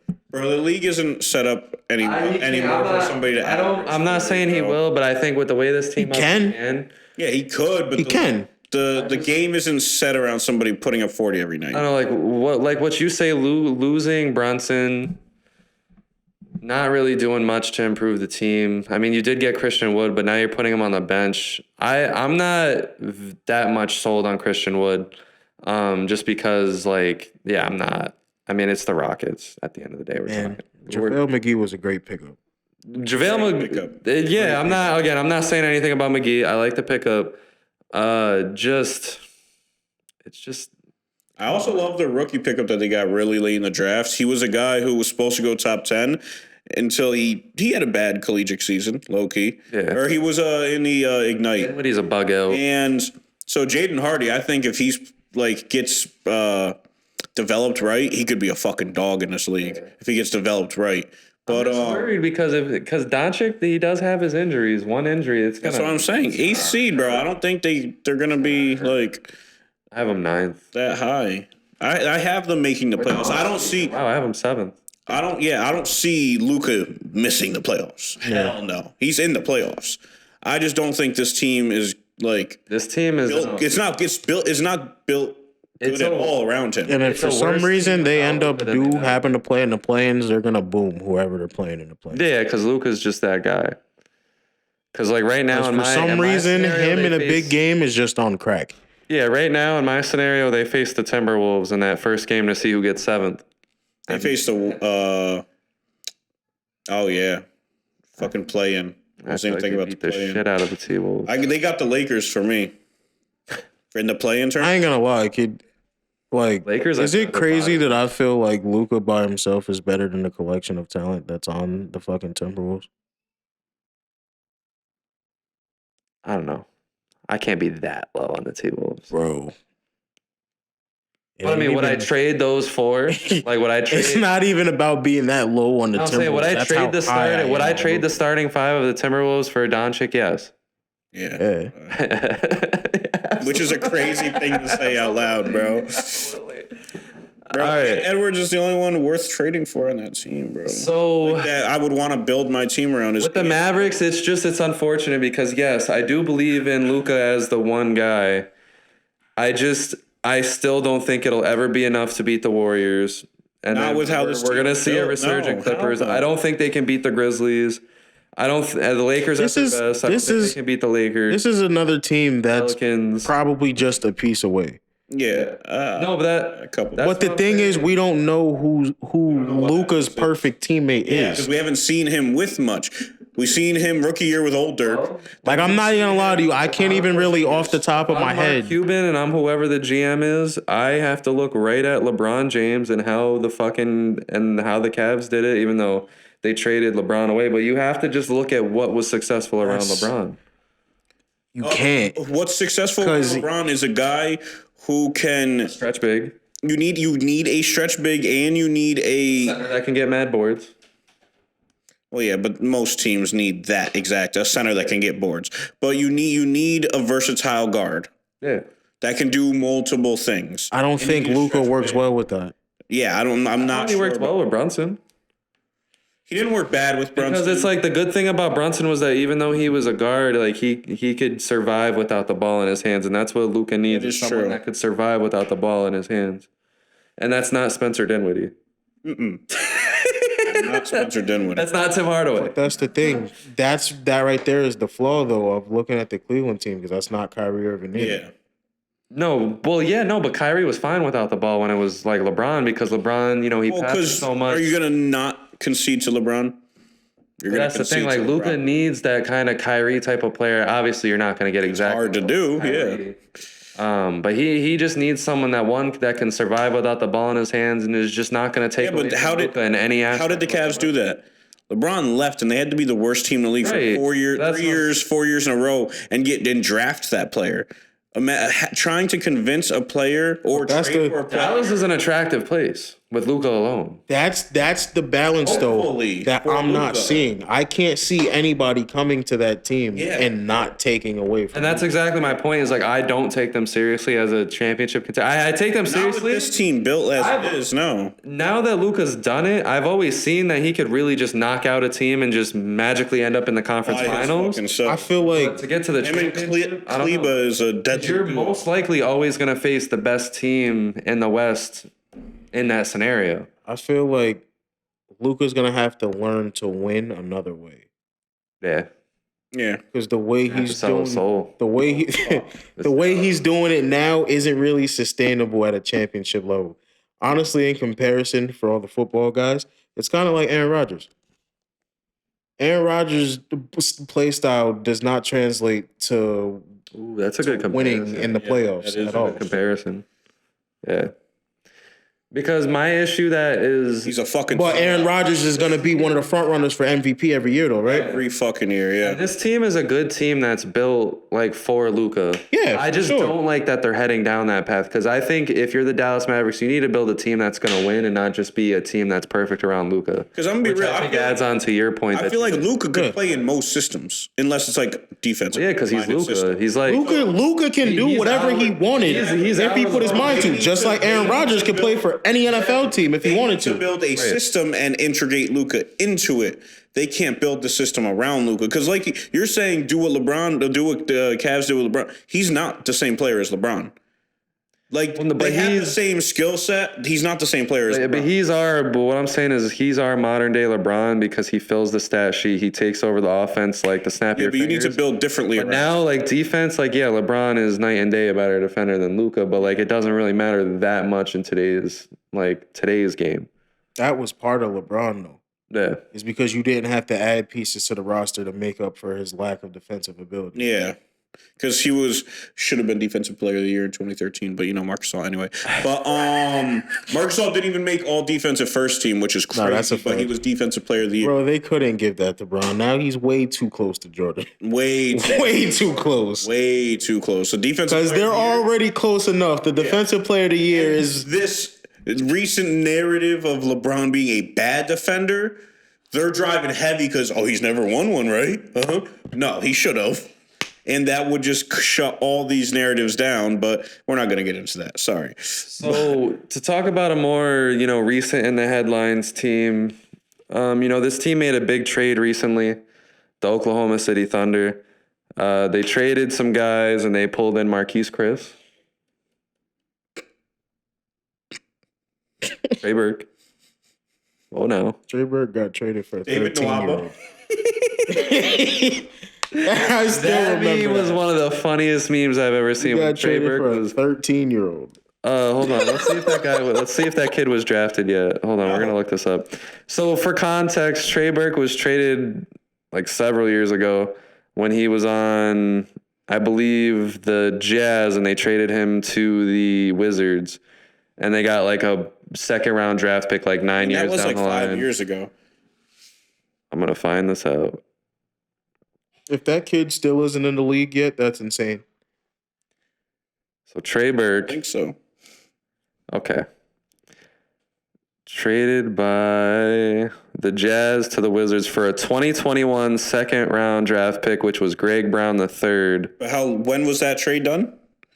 That was done in 2016. So that was 5 years away. So that kid was probably 13, 18 when he got drafted. Yeah, you got traded for 13. Bruce Brown, you said? Great. Greg Brown. My bad. Greg Brown has not been good. No, Greg Brown III. Greg Brown, he got drafted last year. He played for Portland. He averaged 4.7 points on 42%. You know what was crazy about Greg Brown? His collegiate season before he got drafted, the first half of it, people were like, he's a top 3 pick because he was wilding. Then the second half, he was He was just like, forget about it. Forget about it. water the second half. False alarm. He fell to the end of the first round, I'm pretty sure. He was drafted in the second round. Oh, okay. Yeah, early second round then. But yeah, that's tough. First half of the season, they're like your top 3. And then That's what I'm saying. You went from top 3 to the 12-year-old Trey Burke was traded for 7 years ago. That's fucking bananas. So the Thunder, we got any opinions on them? I mean, I'm on the side of team this year with Holmgren going down. The only thing that I have for them is the Chet thing is unfortunate, and they should be a sleeper in 3 to 4 years if their core is intact. Yes, That's 100%. My issue was just that draft pick to begin with. I still think that they should have went with Jabari. I thought he would have been perfect around Giddey and Shai. Holmgren, I mean, he was good in any offense if he's healthy, but like I personally feel like the top 3 went the way it should have went. yeah, I feel like people, you are very harsh on Holmgren because of his skinniness, and I get it. Well, I'm not harsh on his skinniness. It was just everything was just seeable, and that's. I feel like his floor, if everything goes bad, is Mo Bamba, which yes, it isn't good, or it's not great. It's a good player. It's not a great player. Let's look at a song after him. But Chet Holmgren. That's crazy. But I mean, Usman Jang, Free Shy. Weird. Free Shy. He doesn't deserve to Maybe be you could say his name right before you're saying Shy. I would know his name if he was a little more popular. He's a great player, but they cut him off at 30 games a year because they're so bad. So they say he has an injury when he isn't really injured. They cut him off at 30 games a year. Where's the Free him. He doesn't deserve to be in this bullshit. I just want to know how many times this team is gonna rebuild. This will be like their second time, right? Bro, it's just like at what point The fuck you gonna win something? Pieces, when you have $1.5 million draft picks. At what point do you use those to bring in a good player? I mean, their issue. When are you gonna put those together with a player, trade for somebody? Their issue is that fuck that, because even when you had the good players, you still wasn't winning. They held on to Russell Westbrook for way too long. That was their issue. That was their only issue, is because when Kevin Durant left, I would have given it 1 year, and if we didn't win, no matter what happened, I'm trading. I know he averaged a triple-double. He got the MVP, but but then the exact year after he did all that, you get Paul George and Melo, and they thought they had something there. Yeah. Paul George and Melo, they thought they had something. That wasn't really a rebuild. That was just a retool. Yeah, well, they weren't trying to rebuild. Yeah. They didn't think they needed to. They thought Russ could do it. Right. So I mean, I think like their first try at building a team was successful. But that's the thing. It wasn't even just thinking that Russ can do it. It's also believing in Paul George, which we now know you cannot do. But Melo was a disaster. Yeah. That wasn't Melo's fault. Yeah. I won't sit here and let that happen to him. Hey, yo, Pete, that was not.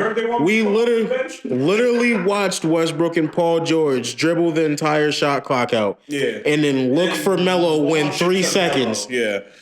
And he's just putting up some wild shit. Because he has no choice. There's going to be a lot of pressure because it's like you got all these draft picks. That's great. I'm just tired of people overhyping that. I'm actually really tired of the overhype that the Thunder get for like this rebuild because they got all these picks and that's great. But like, let's see what happens. That's what I'm saying.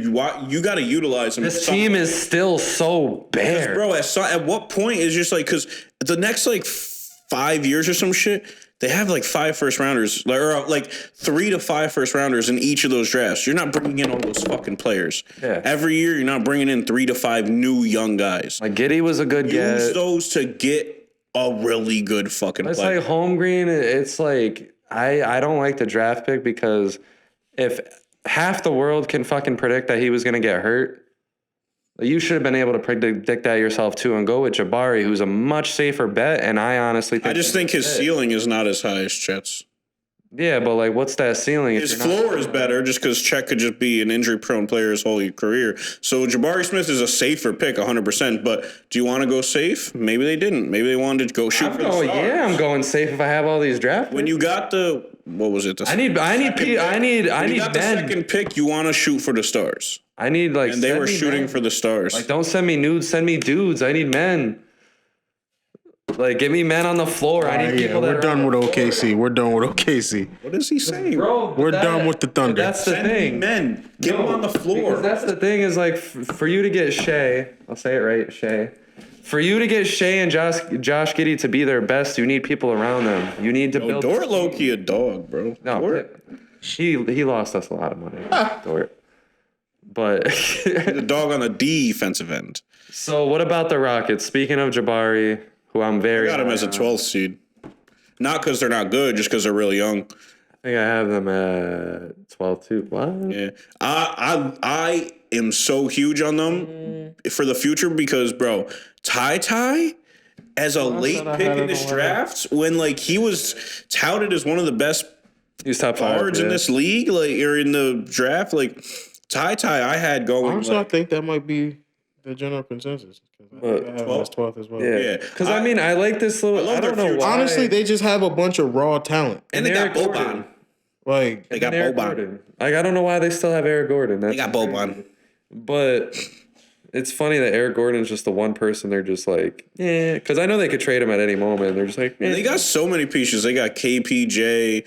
That's what I'm They saying. got I love Kevin that. Martin Jr. They got Jabari Smith, Alperen Sagan. They got Josh Christopher. They got Jalen Green. They got Josh Christopher off the bench, and I fucking love his game. They got Jayshawn Tate. They got now Tari Eason, Ty Washington, Theo Maudon, Boban Marjanovic, Bruno Fernando, Derek Favors, Ty Jerome. Well, goddamn. Goddamn, Matt. They have a ridiculous amount of players. Ollie Stein. Do they? Yeah. Oh, do they? That combo of him and Boban gonna be nasty. I didn't know they had Willie Cauley-Stein, but I used to be a fan of his. I like Willie Cauley-Stein. I wanted the Knicks to draft him over Frank. he would have been a more consistent piece. Right when Willie Cauley-Stein was getting drafted, I was like, he's a McGee type player, just probably won't be as good.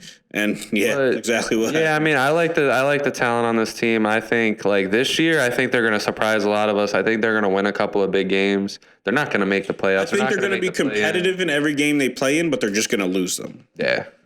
Not every game, but they're going to be to me, they're the Western Detroit, bro. Because they're going to be very competitive fucking teams, but they're just going to lose more often. Kevin Porter, Jalen Green, and Jabari Smith Jr., if they stay healthy all year, I think at least they get to 12. Yeah. And then I think, honestly, they could easily surprise some people and get to that last play-in spot. Maybe, probably not. That's tough. I mean, you just never know because we're gonna have that one team that we think is gonna, you know. Do you think they might pitch in over the Blazers? Or the Wolves. If Dame goes down, the Blazers fall all the way near the bottom. True. If Jokic or a couple of those other guys. But are we gonna sit here because we were just saying when we make these seedings, we have to assume everyone's healthy. No, yeah, that's why I have them at 12. Okay. But I'm saying like. Anything can happen during the year. Like, if Doncic goes down, the Mavericks are done. If Jokic goes down, the Nuggets are done. The Timberwolves, if one small little thing goes wrong with that, I'd say that for most teams in the Suns can easily be a disaster. The Lakers can be a disaster like they were last year. The Pelicans, maybe it doesn't work out. Like, if some crazy scenario like that happens, I can see them making it off of just like the Spurs did last year because they to hope two teams fall apart, just to get them into the play-in for us. Nonetheless, they're talented. I like their talent. 3 years, they're going to be fucking dogs, 100%. Yeah. Jalen Green and Jabari Smith could be I feel like all of these teams are going to fall in line regardless. Because the teams that want to be bad are going to be bad. Or the teams that are supposed to be bad are going to be bad because they want to be bad. Like the San Antonio Spurs. Because... Wait, the Rockets have that guy that shit himself, right? Man Garuba. Dunked the ball so hard. Yo, game that he I remember when that came out. We just finished an episode of one of the podcasts. Yeah. And this dude just shit himself. And I'm like, what, bro? I'm like, yeah, he's an NBA player. He goes, what? He's in the league? I'm like, yeah.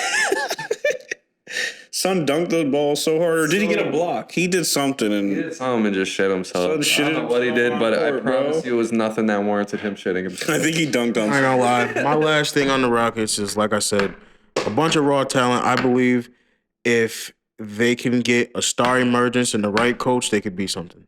100%. With the team that they have now, if they were able to get a star to emerge, whether it be one of them overperforming or getting, astronomically better. Right coach would be. That I don't know. It would depend. It would depend on what this team's culture builds. So Greg Popovich and Santa Claus are the same people. Fuck.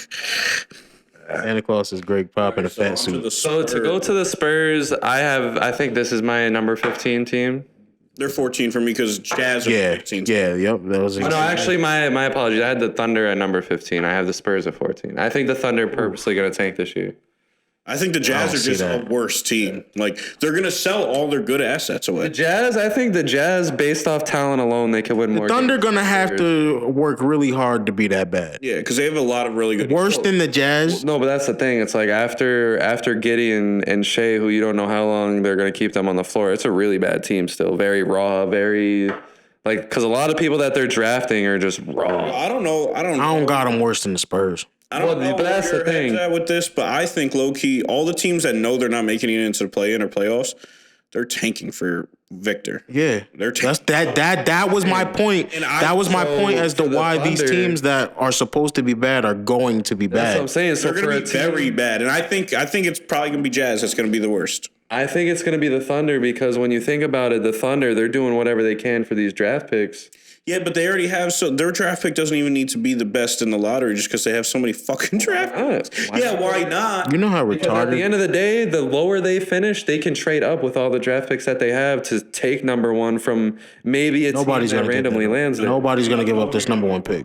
They're not giving up Victor. Hell no. That's a generational talent, bro. The only way He is gonna be- they give up that number one pick is if, again, knock on wood, he gets injured. Yeah. That is the only way that anybody is uncomfortable Even that, taking the though, number one even pick. If you're uncomfortable taking him, Scoot Henderson is a fucking dog. He is also a guy who would go number one in most drafts if it wasn't Victor and his. I ain't gonna lie to you. There's that as not a team in the league that would get the number one pick and not select. with Victor Wembanyama. that was good. Bro, I've been No, I'm saying that was these players. And that was good. I'm dead ass. The last 5 years, I've been following these young prospects, and honestly, 2K has helped OD because when I'm rebuilding teams, so many people are making these draft classes from kids that are in high school. Oh, yeah, for sure. Prospected and shit. So like, low-key, 2K has saved me a lot by learning a lot of these like prospects that aren't even in our country and shit. When it comes to the Spurs, I have no opinion.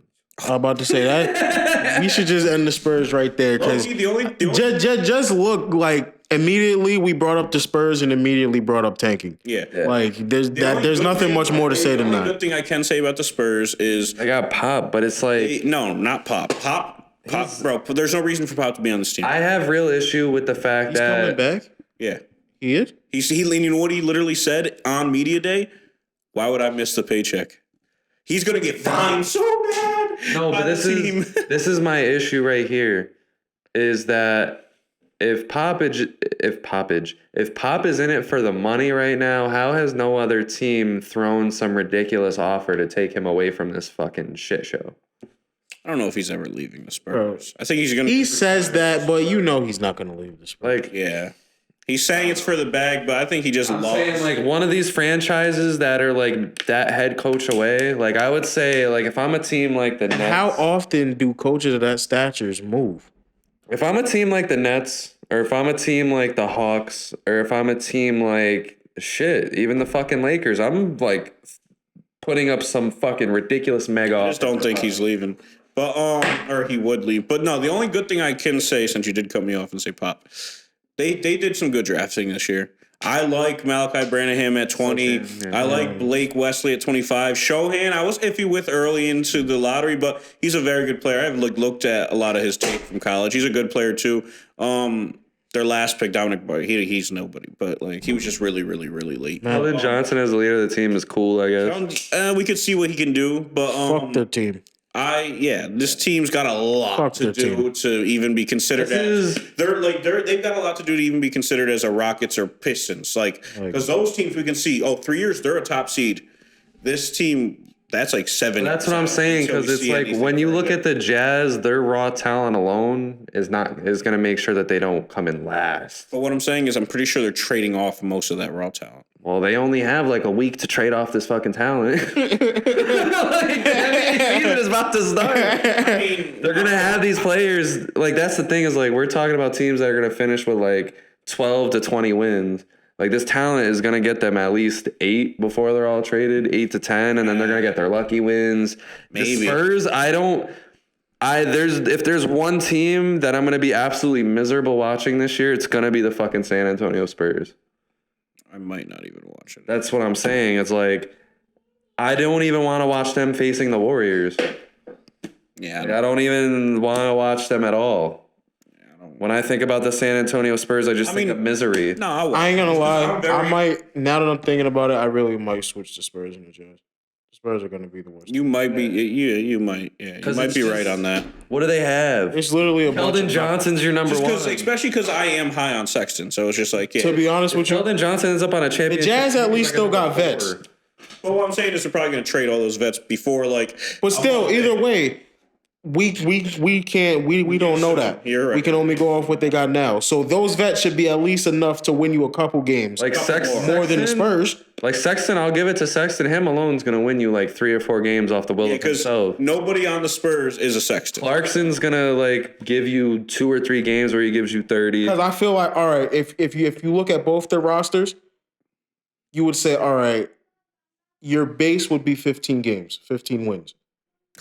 Now you look at each team and you add up, all right, how many more wins can this player get me?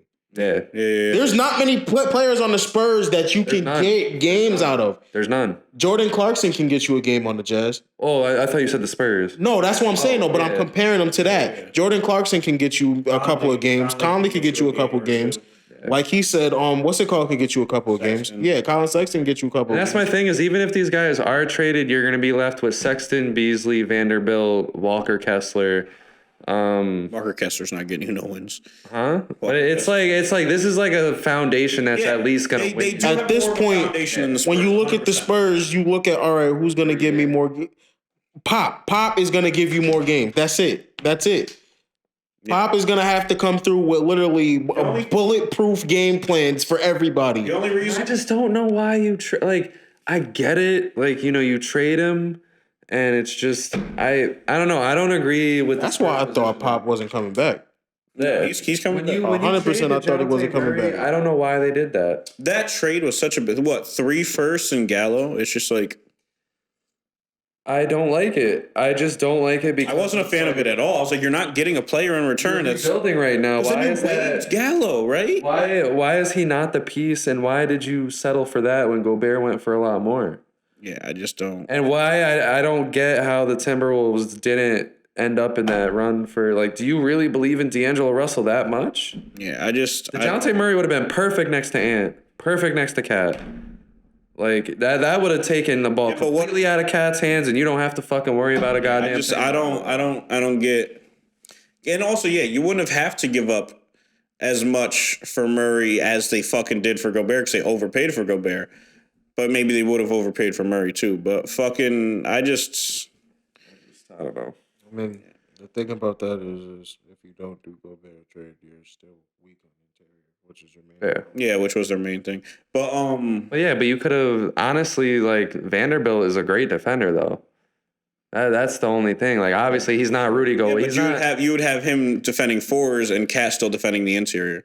Cat's got to step it up. I say Cat is literally the problem. That's the thing. But Vanderbilt would have developed. But that tells you right there. Yeah. That tells you right there all you need to know about the Minnesota's player development. Yeah. They would rather go out and find somebody else to fill your holes than to help you fill your holes. Well, that's my issue. Is like Gobert at the potential of Vanderbilt is basically a more athletic Gobert. Maybe not as peaked defensively as Gobert, but yes, I see exactly where you're at. But with your defense with Gobert, he gets shitted on every single playoff. I'm saying... And Vanderbilt was a very big reason that the Timberwolves being in those games against the Grizzlies was a lot on the back of He can be a lot more versatile. Because he's like 6'9". Vanderbilt. Yeah, he's a lot more versatile. He can still defend big, but he also can defend. Yeah, he can defend smaller guards, and he can get switched. You're not gonna bench him in the fourth quarter in a playoff. Yeah, he can get switched off onto the perimeter of pick and rolls and shit. No, yeah, he's a much versatile defender. I'm not saying his peak isn't Gobert's interior wise, but he has a much versatile defensive package. Yeah. Even already in such a young career. What this game is turning into is a game that's going to be right in Vanderbilt's hands, which is why versatility, 100%. Yeah, hardest working player in the league. We spent a lot of more time on the Spurs than we should. The only one thing I'll say about the Spurs, the only reason, other than if my team is playing them or something like that I would watch the Spurs is if they're giving. Like the guys who I mentioned that they drafted, if they're giving them PT because I am high on those guys. I like the rookies. I'm not watching because I love them in college. I promise you, I'm not gonna know who the second highest scorer on that team is besides Keldon Johnson if it's anyone that Not doesn't even just gonna lie make to you, random. Branham gonna bug the fuck out. I wasn't even watching Spurs games when they had Tim Duncan. The fuck makes you think I'm gonna watch a Damn. Spurs game now? Tough. That's deep. You didn't watch him with fucking LaMarcus Hell- Aldridge and Kawhi when they were bugging Hell no. before your Don't nobody want to see that shit. stepped on him? Or- Don't nobody want to see that shit. So then let's talk about what everyone wants to see. The Los Angeles Lakers, baby, to end the show. I got 2 Lakers fans. We got a whole bunch of bullshit going on in LA. We about to get into this one. We about to get into this one. So Go ahead. Okay, yeah. You guys are the So- fucking Lakers fans. No. It looked like you were about to say something. You guys the It whole looked like time. you were about to say something. So I got them as a 7th seed, not based off of anything of them being bad or anything like that. If they keep Russ, it's going to take a bit to. Are they built different this year, Matt? They're built. You know what? I'm going to start this conversation off with one question. What's that? I got one question for you Lakers fans. I thought he was going to say, you ladies. No. Are the Lakers a contender this year? If they don't have Russ. If they can trade Russ for comparable pieces, What about you, V-Man? then they're a Are contender. they built different? What is regular about our team? Nothing. Exactly. They're built very fucking different. Might not be good, but they're built different. Exactly. Nothing at all.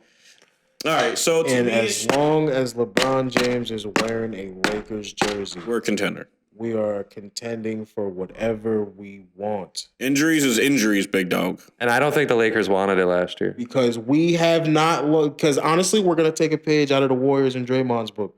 We have not lost to anybody when healthy. Talk about it. Don't say, oh, the Suns first round 2 years ago. No, we weren't healthy. We haven't. Oh, look at Last year we weren't I'm healthy. not talking about you. I'm talking about ya. The last time LeBron and AD was healthy, what happened? So I'll give my full opinion on the Lakers, and then you guys can Rip it up. Let's go. completely rip it up. I have the Lakers at number 5. You're higher than both of us on them. However, You got them at 6, I right? have them in the Western Conference Finals. I just think, and this was my issue, is that last year I have such a big issue with how it went down, because it's like you got Westbrook, and it's like, okay, Westbrook, you know that you need this championship to finally just seal off your entire legacy. Anthony Davis, you just need to stay like you're on the path of being one of the, like, they already got you in the top 75 players of all time. Like, go continue chasing greatness, and then you got LeBron alone, who's trying to contend to be the GOAT. I just don't know how none of that, along with Melo and Dwight and all this other stupid shit, how that all didn't result into a winning formula. But this year, I think if you're gonna give this a second run back, which I'm thankful they did. I'm thankful that the Lakers kept this together, because I really want to see it work. Westbrook, AD, LeBron. I think Westbrook, a lot of people gave him too much shit last year. I think too much shit, because a lot of this, it has to go on Anthony Davis's health. Because if Anthony Davis is healthy, this 100%. team, no matter what happens, I think this team makes the playoffs. If Anthony Davis and LeBron James are on the floor healthy at the same time, don't matter who else is on that team, they're easily a final. Bro, we went on a 5-game win streak before LeBron got hurt. Yeah. And Westbrook still gave you 18, 7, and 7 on 44% shooting. I still think that's not, like, obviously the 29% from 3 and the free throws at 66, but he was already coming into this, and you guys knew What are this. the turnovers too? Turnovers was 3.8, which is a whole turnover down from when he was with the Wizards, when he averaged 22, 11, and 12. Because LeBron was the main ball handler last year. Now, Right. And that's all completely fair. But my thing is that last month, when you guys were chasing the play-in, Westbrook gave you what you needed out of him, which was last month Russ played basketball. good. Last month Russ played the last month of the last year. Russ played good. Not even gonna shit on that. My thing is, like, the guy that needs the spotlight, the Lakers, they need to, like, control their media to put the spotlight on Anthony Davis. Control their media. Yeah, because why are we continuously putting the spotlight on Westbrook? Media is. We know what we're gonna get out of him. But the thing is if AD stays healthy, this team is just They fine. don't want to make the scapegoat their future of their franchise. And I'm sorry, Anthony Davis can't be the future if the last 2 years is what you're I'm gonna aware, but that's what their plan was when getting AD. They can't jump back and fold on that plan now. They're committed. Their plan was But in a way, let you LeBron have go to, out from the sunset, and it's But AD's team after. in a way, you have to, because like when this is all said and done, it's going to be AD and absolutely nobody. You're going to have to start this from scratch when LeBron is done, which sucks. And it can be done. The Cavs did it, but that's what you're going to have to do. You're going to have to start from scratch. With nobody. But we're in the current day. We got AR-15, big dog. Austin Reeves, baby. I think to what V-Man says is that as long as LeBron's wearing a Laker jersey, I can't count him out. I didn't count LeBron out until even after it was done, and even after it was done, late into last year. You were telling me, I still got them as my champion favorites, because it was like it felt like that script was written for just out of nowhere. Here comes LeBron. I'm just like, bro, we're not making the playoffs, bro, because it's LeBron. LeBron is capable. I love that. But yeah, so this year I have them having just a really good year. I think that they're gonna have an injury here and there that's gonna drop them to the, I think, 5th seed that I said. Yeah, you said 5th. But overall, I just think I will be absolutely flabbergasted if this doesn't work with Westbrook. You can go first, big dog, about our little rants that we're probably gonna do. This is the thing about this team is, honestly, this is the only team in the league you shouldn't be surprised where they end up. No matter where they end up, you should not be surprised through 12 at all. Shouldn't be surprised. You shouldn't be surprised no matter what. Nah, 15th would be crazy. Oh yeah, for sure. Yeah. I said 1 through 12. Because 15th, I can see it if they collapse real early. Like if early, if everyone gets injured, and then they want to just tank. No, that's bad though. Because they don't have their first round pick this year. They have a swap with the Pels. So that's still we ain't taking for nobody. Yeah, we ain't taking for nobody. Fuck that. Swap. So we have to. They're gonna give Reeves steroids before they take. Austin Reeves gained a lot of. Anyway, continue. I swear to God, the Pelicans get the number 1 overall pick off us. I'm gonna be pissed. Especially if they're like a top 3 seed.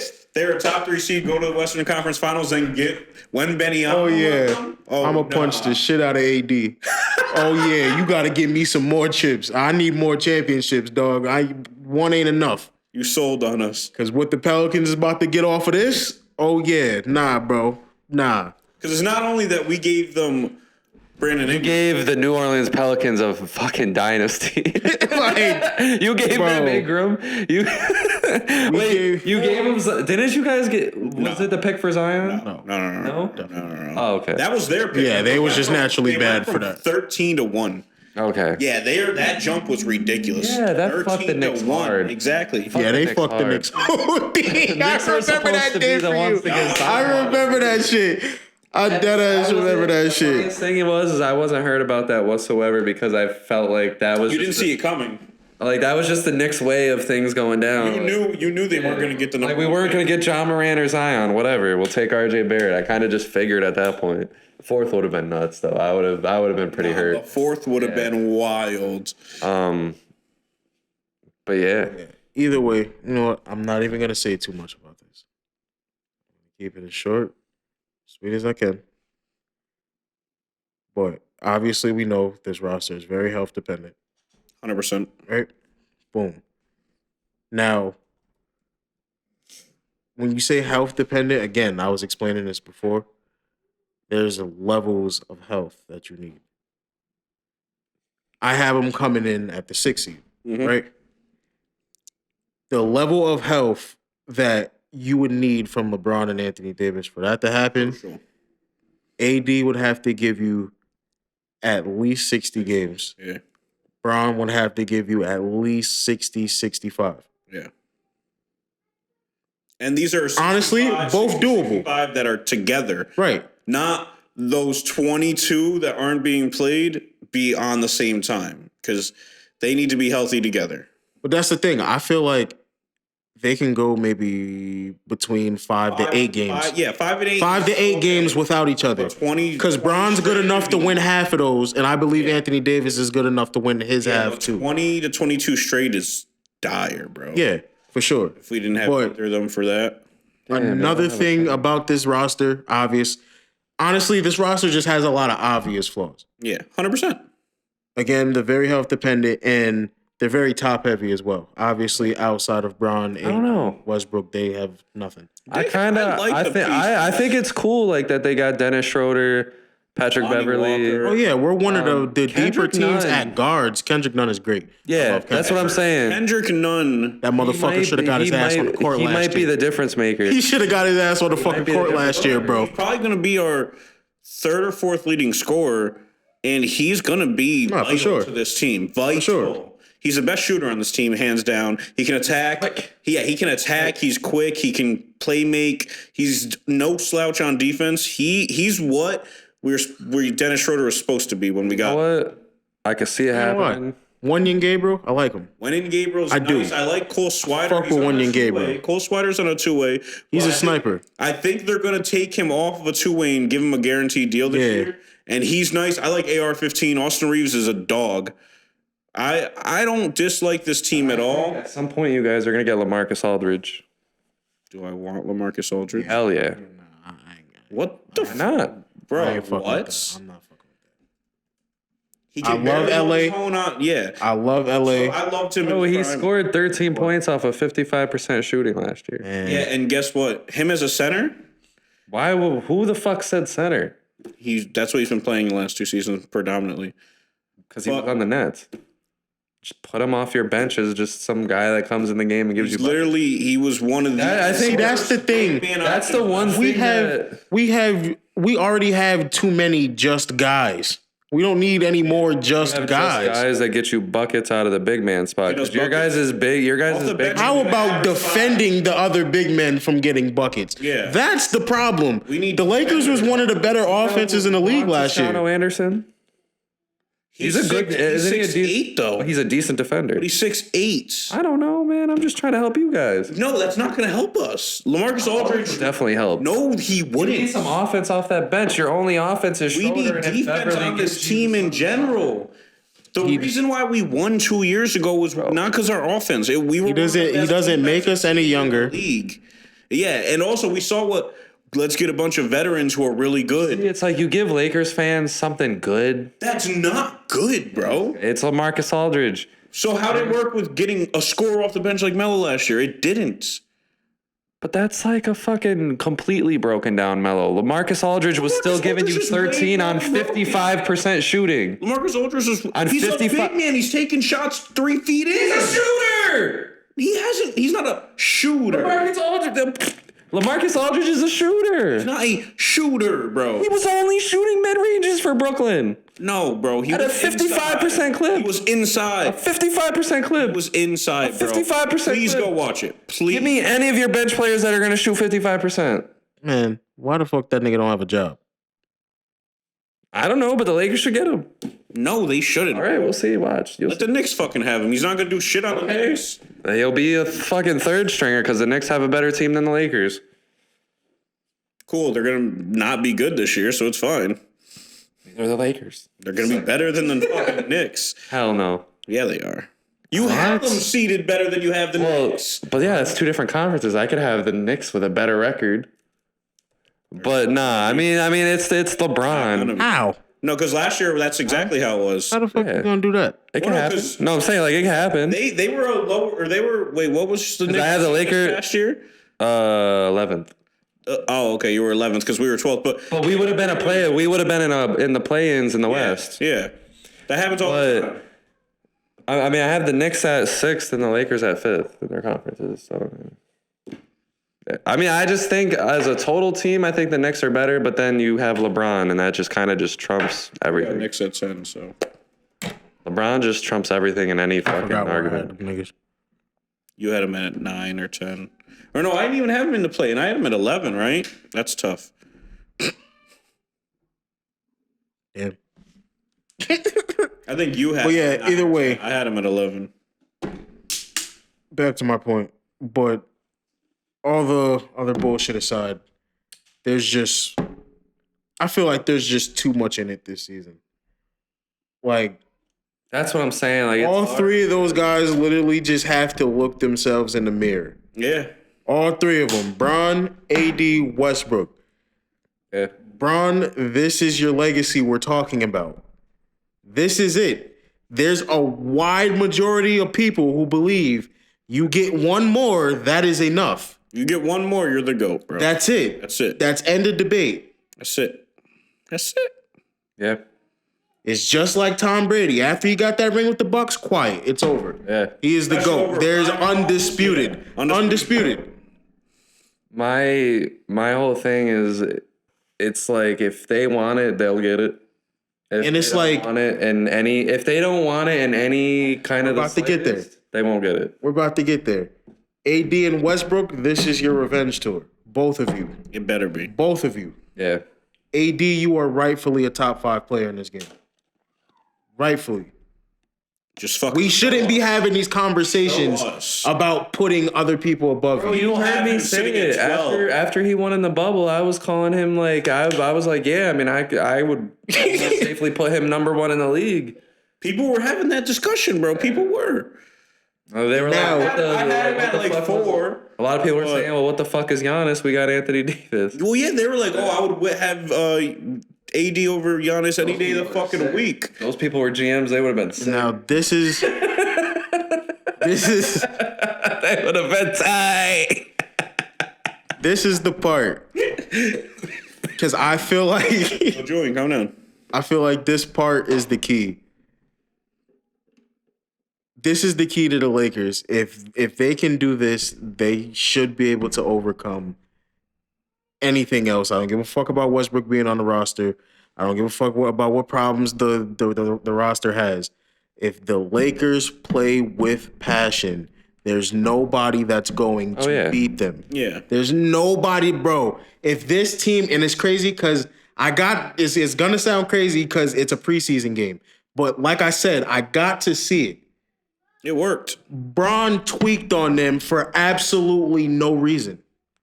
And they were trying. For no reason, They bro. just got beat by the 39ers, so they were trying. I'm watching Devin Booker run around doing their sets. They're dead ass trying. Yeah.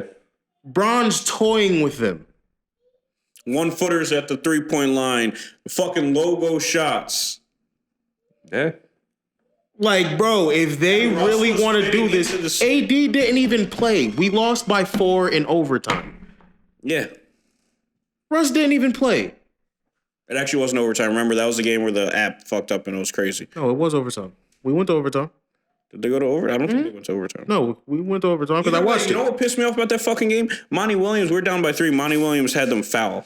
Bro, and you know what's crazy? Because he was desperate for that win. You know what's crazy? You could even rock because nobody's gonna politic about it because it's preseason. It doesn't matter. But you could argue that we even got robbed because we was down 2. We was down 2. They missed the shot. It's gonna be a fun. He went up and hit Scottie Pippen Jr. in the face, and they didn't call it. They didn't call shit. They didn't call it. It's gonna be a fun season. So I'm like, all right, Because most like regular season games, that's a flagrant. right? They're gonna call A that. face shot at any point in time is a flagrant at this point. Right. Flagrant 1, but it's a flagrant now. Again, you didn't call that because it's a preseason game and that's Scottie Pippen Jr. If that's LeBron James and that, you're calling that, and you know that. Refs out there too, so or like newer refs. But Yeah. I just and yeah, like when you asked me earlier, are they contender without Rush? Or I mean, Matt, what? hate of the universe. Gun to your head. I'm tired of all this ifs and buts. What are the Lakers doing this year? You tell me, Matt. They can be. I didn't say can. I didn't say if. I didn't say but. I didn't say who. All right, what are the Lakers doing? When he said the who, he sounded like Bernie Mac. I'm not gonna hold you. That's a good comparison. The buds or the who's. I have him at 7 seed. What they do from there, please surprise me, please. Cause bro, and like what he was saying, It's good, folks. We're getting honesty. We And might like- do a Lakers therapy session. and like you need one too. Man, fuck that. I'll jump out the window. We about to win the chip. I fucking hope so. That's it. We about to win the chip. From what I've seen, Fuck what you heard. this energy that they've been giving, not even just on the court, in the press conferences, this and a third, it's 2019, 2020 resemblance. I don't give a fuck. That one game we seen AD play was great. The last game we seen Bron play was great. The last game that they played, Russ made 2 threes. That is all I need. He's We're winning whatever. Historically, he's actually not a bad corner shooter. I know. But he just be going up at the fucking top of the key like, let me shoot. See, this is the thing about Russ. It's weird, and I don't like this shit. Russ cannot start off the game hot. He can't. He did the game LeBron started off. No, but what I'm saying is when Russ starts the game off hot, that's when he gets gung-ho. Yeah. That's when he wants to shoot heat check here, and he'll shoot you out of the game. Crazy. We haven't said shit about Pat Bev yet. Oh, it's Pat Bev. What really more is there to say about that dog, that energy. Oh, yeah, for sure. Not even just he gives, like, he's the dog. Nah, that energy, he gives the whole team for sure. energy, bro. Just to want to do it. And LeBron, he was playing good defense. I say, I'm not even going to lie to you. Pat Bev is really there for everybody else. I feel like Bron, AD, and Russ are motivated on their own. They don't even need that. I think the biggest key is going to come from their runs that they can go on. Because I think when Westbrook, AD, and LeBron, and then now Pat Bev and then Kendrick Nunn, I just feel... I just see these visions of just so many runs capped off by like a LeBron dunk and one, by a Westbrook dunk, or by like an AD dunk, and it just completely deflates the other team and wins the game. They need to get to that. Just perfect. Not even perfect. Timely plays. Timely chemistry of it just working. And then, like I said, because LeBron, he can make 4 threes in a row out of nowhere. Like Westbrook can just take the ball up and down the court as many times as he wants. AD can score from anywhere. His little turnaround middies. And that could easily just be a 12-0 run in several games that win them fucking 70 and games. I don't know. I think low-key 70 wins is crazy. But I think LeBron, AD, and Westbrook. 70 wins for most teams is crazy though. Like it's a crazy feat. I'm not ruling nothing out for LeBron James. 70 and 12 is crazy. Anyway, whatchamacallit? I think Russ could really fit into the system, to Darvin Ham's system, the 4 out, 1 in. I think Russ can play that slashing role very well if he buys into it and not want to be a fucking 3-point shooter. What I like about Westbrook, if he buys into it, I think it's going to be perfect. I know he humbled himself. I mean, he had no choice, but he easily could have took the the route of trade me. I don't want anything to fucking do with you guys, because I do think he's gotten kind of... No, he was terrified to do that. Huh? He didn't take the high road. He was terrified. No team in the league is going to trade for him and play him. They're waiving him. He would still be like...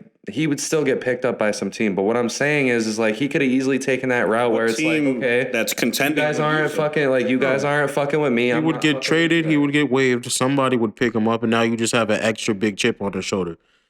And Westbrook is one of those players when he has that chip on his shoulder. I don't think a contender is picking up because I don't think he wants to be the guy off the bench to go crazy. And also, but that's the thing. Fuck up their chemistry. He was about to accept a bench role with the Lakers. But that's the thing. After he realized there was nothing left. That's the realization is the key thing here is what I'm saying. A lot of people, the Lakers still aren't contenders anyway. Yeah. So it doesn't even matter. He was never in contention to begin with.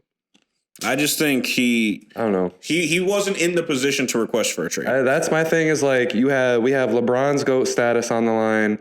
We have AD's legacy on the line, and we have Westbrook's, are you going to win one? Do you want to win one? 10 point guard of all time? Like, this is your only opportunity. Well, not your only, but this is your last opportunity to win a ring, in my opinion, unless, some other shit happens. But this is your last chance to win a ring with you being a pivotal role. What a story it would be if all that happens. But fuck LeBron. Holy shit. I think we can leave it there. Do you guys have any closing takes? I don't got anything. Oh, you said you had a random player of the week? Did we? Man. No. No, you didn't. You said you were looking one up. With one. Oh, okay. Man, fucking wonder here. Double hot take. Lakers won the chip. Anthony Davis for MVP. Finals MVP or MVP of the season? So also, he's done after that. That's it. I got Joel Embiid as my MVP. But you heard it here first. I got Ja Morant as MVP. But they're gonna realistically, it's Luka. But they're gonna suck Ja Morant enough. If AD has a bounce back year and the Lakers are a top 5 seed, 5, not even 3, top 5. Anthony Davis is the MVP. The Lakers are has a number bounce 3. back year and bugs the fuck out. He's MVP. He's MVP, 100%. But I have Joel Embiid right now. That would be lovely, but I don't know. Honestly, if it's coming from the Sixers, I think James Harden. Either way, I think this is going to be a real exciting season. I mean, I think we got in each league, we got about 5 teams right now that we believe could probably go on a good run and win. And I don't think we've had that in a long time. I think it's always been like 2 teams from each conference. Now we have like 4 or 5. 4 to 5 total teams, not 10 to 11. Overall, it's going to be fun. We're going to make a lot of money. And we're going to bring you nonstop, constant, We're going to make a lot of money. crushing entertainment because we love you guys and we love our fans who now Belgium is now our second most popular area. I don't know how that happens, so I need over our hometown, which is weird. I need everyone else to get that number third. Albany 1, Belgium 2, Schenectady 3, Troy 4th, and who's okay, yeah. But Schenectady's 3rd, bro. What the fuck? But yeah, we got listeners in Canada, we got listeners in Spain. We have a random listener in Puerto Rico now. I forgot to mention that to everybody. we have a listener in Puerto Rico. But nonetheless, we appreciate the support no matter where it comes from. We're gonna keep giving you content no matter what. We fuck with you. I know the TikTok shorts have like 20 views sometimes, but we're just gonna keep going. That doesn't matter. Don't judge us on our views. Judge us on our heart. Oh no, the views will come. Our hearts are out. We just want. We don't give a fuck as of right now about the views. We just want. No, we do. We care about you guys. Don't listen. We don't give a fuck about the views, West Side. No, that's not how I meant it. I would say That's we don't exactly care how we meant it. about What do you think? the other views and shit. We just want to put out the good fucking content. And that's what we're gonna keep doing. If y'all fuck with it, cool. But Me and Matt as of start right arguing. now, it's just like, But yo, look at this. We're going places regardless. So thank you for watching. If you made it this far, like, subscribe, sell your souls to us. Do whatever you gotta do. fuck. Yeah, well, Listen to the content because it's great shit. Have a good And night. it's real. Have a good night. We're canceled now.